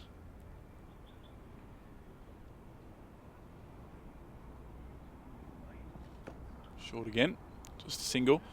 Interesting to see what Scotland do here in the last couple of overs, because Alistair Evans is bowling now. This is his final over, and Safian Sharif also only has 1 more left for his 10, so they're going to have to bring on a couple of other bowlers to bowl the last 2 overs, so won't be much time for them to settle when they come in. Well, again, they'll have the same theory, I would have thought. And he's nicked that one. He's gone. So Tanvir Afsar couldn't quite get his timing when he first walked out to the middle. And he's been dismissed for 5. Alistair Evans has got 3 wickets now. The score is 241 for 5. Yeah, good bowling. He, instead of just continually bowling short deliveries, he actually took a risk there and bowled length to the new batsman. And Tanvir Afsar could only manage on getting a little bit of bat through to the wicket. It's a big wicket for Scotland. He can be a very dangerous player. Yeah, they've done well here, Scotland. Really were looking at chasing 300 with 10 overs to go, but the last 6 overs their bowlers have been very disciplined and made it very difficult for the Hong Kong batsmen to get that kick at the end of the innings they were looking for. Anshuman Rath, the opening batsman, still there in the 47th over, and that's got to be pleasing for the coaching staff here to see a young man such as him bat through the innings. He's on 96. He's at the non-strikers end, but got to be playing on the young man's mind. A one-day international century staring at him. Yeah, they don't just fall off trees, that's for sure. Young man on his way up, though, that's definitely the case. And just one of, I would say, 5 or 6 very, very talented young players in around that 18, 19, 20-year-old age group who are going to shine for Hong Kong. Azaz Khan, there's another one. He's a good young player, handy with the ball, quicker than what you think, but his batting is almost an untapped resource. He's promised a lot. Well, coming in this situation with 4 overs to go, they must rate his ability to hit 4s and 6s, I'd have thought. Yeah, absolutely. But again, I think that the scoring has to come from Anshuman here. Well, it's into the gap. Could there be 2? Trouble, trouble, trouble. Oh, disappointment there for Anshuman Rath. Had 100 there for the taking, but on his way back for what would have been his 98th run, he's been dismissed for 97. Yes, again, we spoke about that earlier, about fast bowlers nowadays, how quick they are, and Evans was fantastic. Got to the ball, went down low, throw was absolutely perfect to the wicketkeeper, and that's a massive wicket. They've lost 3 of their big hitters, power players, all in succession, and Hong Kong's innings just starting to falter a little bit. And the end of a very good innings from a very good young player. Anshuman Rath goes. Well, the second run was never really on, was it? I mean, I know we're in the final stages, but it would have taken a wayward throw there to have had any chance of making his ground. So I think he'd be a bit disappointed, a few regrets about that decision to go back for the second. Yeah, absolutely unfortunate. Waqas Barkart now, former vice-captain of this team, strides to the wicket. Another one who can hit the ball well, but again now, it's not really about hitting boundaries. It's about hitting into the gaps, getting as many as you can. Suddenly, 260's a little way off. Yeah, Scotland have done a tremendous job here. Alistair Evans has only got, this is the last ball of his spell. Was that a nick? And that's gone. So Hong Kong just collapsing a bit here in the final overs. Another wicket for Alistair Evans. He's got 4. And Hong Kong now 7 for 244. Well, what can you say? It's all happening here at Mission Road. Again, that short pitch bowling.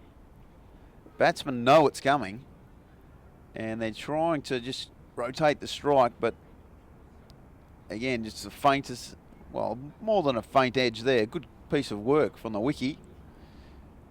Matthew Cross getting down low to his right, and that's a good wicket for Evans. He's been outstanding, absolutely outstanding.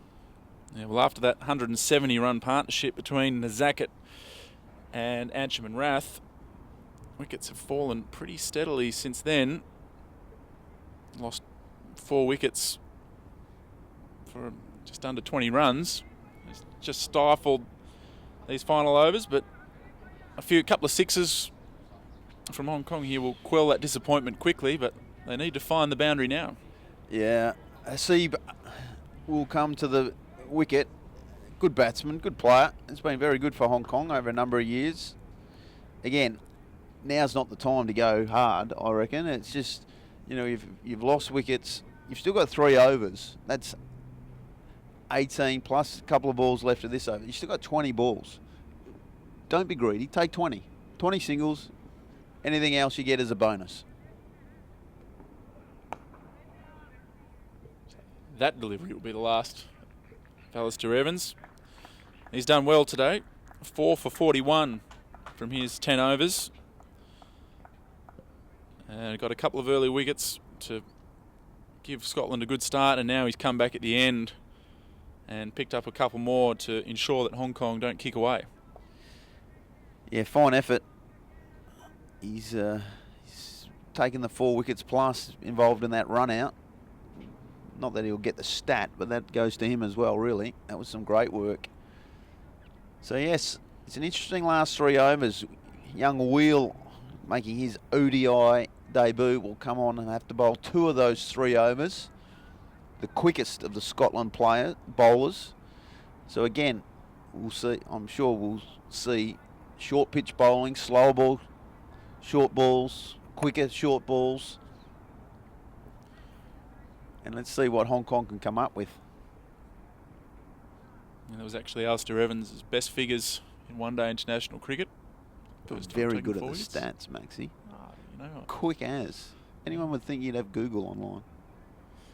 Well, there are a few websites that help occasionally, but I did do my research prior. My research was laying by the pool in Chiang Mai, to be honest, with my 6-month-old. Well, that's a better place than in a freezing cold apartment. He didn't let me look into the stats as much as I would have liked, to be honest, but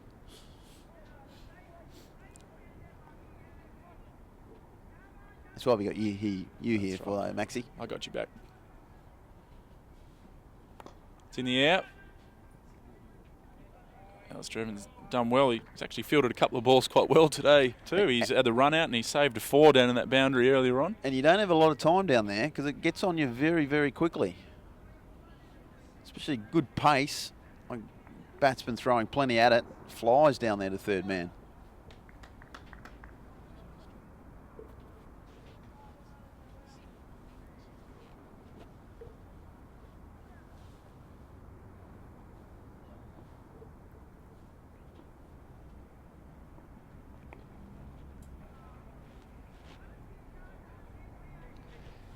Just a normal sort of a field play setting for Wheel.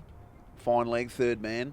What you normally would see in this time of the game. Mid on, back, mid off, up.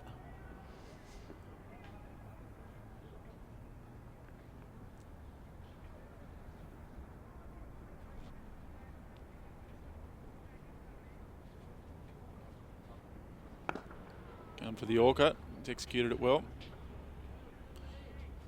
Single, very important that Hong Kong score off much every delivery here. Well, it's just a good sign though that, you know, the captain Momsen obviously knows his bowling stuff very well. Some bowlers are comfortable bowling the short stuff and slow balls, whereas Wheel, as a young fella, probably likes to pitch the ball up and get through with more of a slinging action.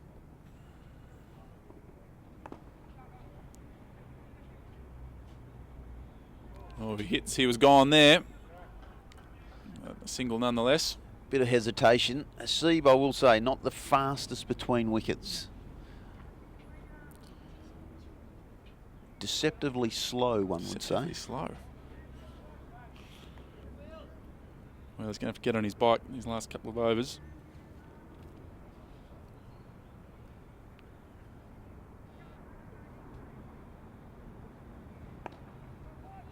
Again, tucking up. Batsman there, Wheel. Making it difficult.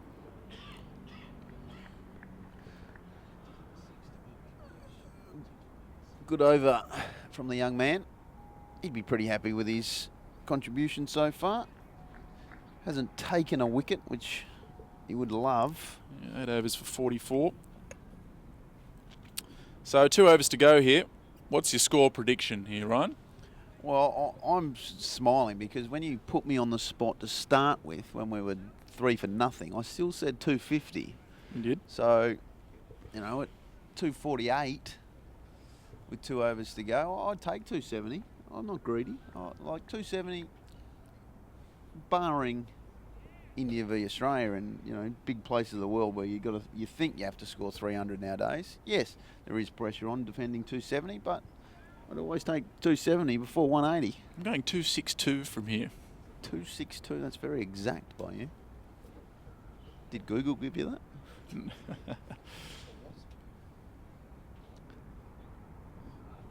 That's in the air. Is it going to get over the man? No, it's not.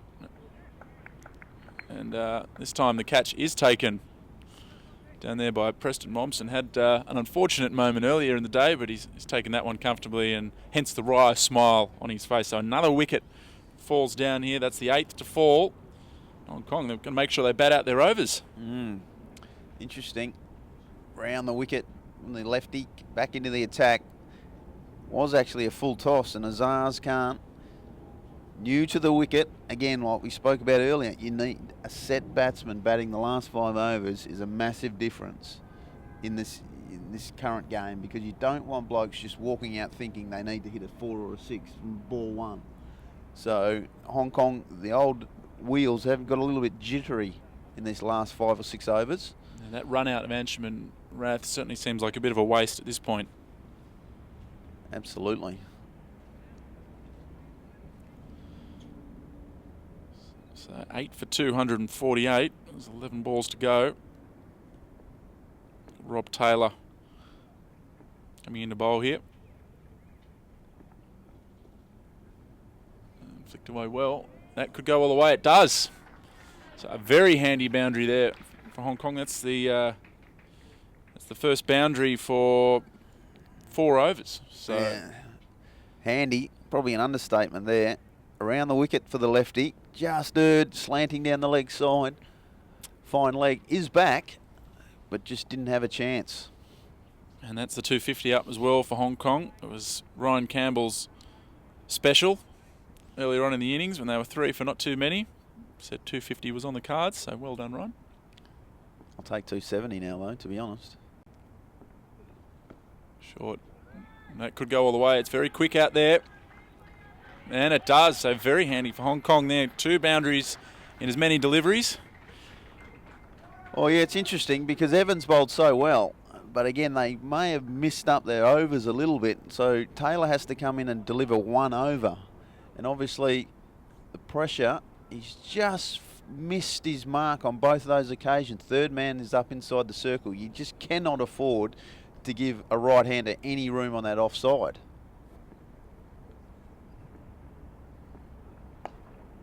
It's in the air. This could be taken. And it is. Good catch. Preston Momsen is more than made up now for that earlier drop. That was a good catch down at long on. And yet another Hong Kong wicket falls. Well, that's disappointing because he'd just taken 8 off 2 balls. And again, just didn't need to be greedy. You've got to bat your overs out here. And unfortunately, just chipped it up. Good catch, though. The skipper. Let's put that earlier one down to something very rare.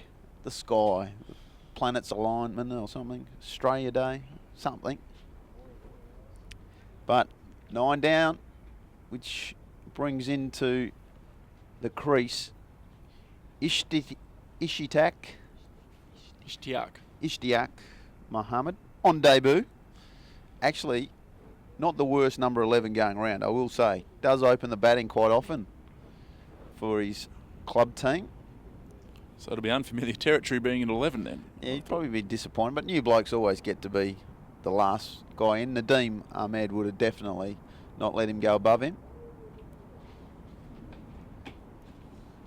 So, 7 or 8 balls to go. They need to face them all. Yep. No point slogging and getting out now. For 9.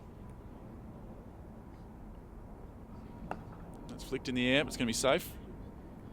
I don't think they'll take him on. Well, they have. It is a longer boundary out there. Yeah, it is a long boundary. It was well run in the end.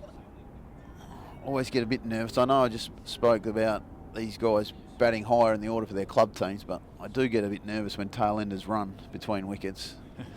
Communication is not always their clearest asset.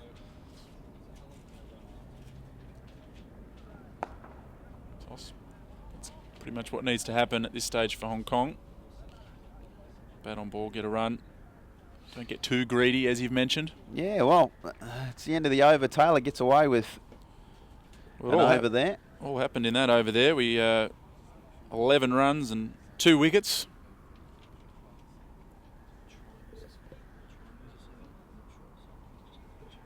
So it's the last over. Hong Kong 9 down for 259. Wheel will bowl it. Nadeem Ahmed will face. I would take 6 dots, to be honest, Maxie. 6 dots? 6 singles. I've got dots in my mind. Well, no pressure on the young man on debut. Bradley Wheel, just bowl the last over. Take a maiden. How good would that be? Well, a good opportunity for his first wicket here. Bowling at 10 and 11, who are looking to head him over the fence.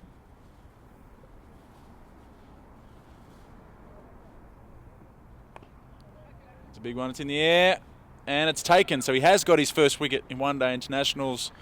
Bradley Wheel, maybe not the most intelligent batting from Hong Kong there. They've not batted out their overs. And in the end, they've been dismissed for 259. Disappointing, to be honest. It's the only thing I can say. They were cruising along there. But in saying that, Scotland, they had good plans in place. Their bowlers executed their plans, and unfortunately Hong Kong couldn't go round it. And they've ended up losing 7 wickets there at a rapid rate. Yeah, I think in the end they were 3 for 225 at one stage there, and that was with 6 overs to go. So at that point, 280 looked on the cards. So Scotland have done well. They've managed to, in the end, not even allow Hong Kong their full 50. So my maths is just trying to work that out. 7 for 34. I'm going to leave that with you. 7 for 34 there Hong Kong have lost in the last 6 overs, or what turned out to be 5 overs. So yeah, disappointing. Disappointing finish. So that's the end of the innings. We will just run through the scorecard. Ryan, maybe you can take us through it. Yeah, no problem. Kinchit Shah was the first to go. He was out for 0 of just 2 balls. Then Bubba Hyatt followed him, caught behind off Evans for 8. Then Jamie Atkinson came in. He was then dismissed for 21. Then a great partnership between Anshuman Rath and Nizakat Khan. They put on over 150. Nizakat Khan finally went for 94 of just 93 deliveries, 11 fours and 3 sixes. So once he was dismissed, wickets started to tumble. Anshuman Rath was then run out for 97, Tanvir Afzal for 5, Azaz Khan for 4, Waqas Barkat for a first ball duck, Asib Ajmal made 10, Nadeem Ahmed made 3, Ishtiaq Muhammad was 0 not out, in which left Hong Kong 259 all out. Yeah, so they'll be a little bit disappointed with that in the end. So Ryan, a score of 259 at 2 for 16, Hong Kong might have taken it.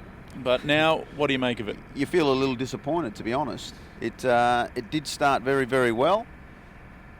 Not for Scotland, that is. And then through a great combination of 2 batsmen, putting on a fantastic partnership. They got the ball rolling. They really grabbed the game by the scruff of the neck. And unfortunately, they just lost wickets at the wrong time. And therefore, Scotland came back. And you know, we should talk about the Scotland bowlers. Evans outstanding, 10 overs, 4 for 41. Davey, none for 57 off his 9. Taylor was 2 for 38. Sharif, 2 for 44 from 9. Wheel, on debut, took 1 wicket for 44. Berrington, 2 overs for 14. And McLeod, 3 overs for 18. In the end of the day, 259 for Hong Kong. Yes, they'll think they can defend it. At the start of the game, yes, we would have taken it. But I sit here next to you as the Hong Kong batting coach with that hat on. I feel a little disappointed because we really had the momentum up. We were batting well, and unfortunately we didn't finish that innings off. But again, we won't know until we go in and our spinners bowl on the wicket, and good opening combination in Tanvir, Afzal and Hasib. You know, 259 might be more than enough. the Scottish boys have been sitting in their hotel rooms for 8 days. They might not be ready to bat. That's right. Well, I think we'll see plenty of spin from the Hong Kong attack this afternoon. Do make sure that you tune in. We're about 40 minutes away from the Scotland reply coming, and we'll be back live streaming then, so come and join us.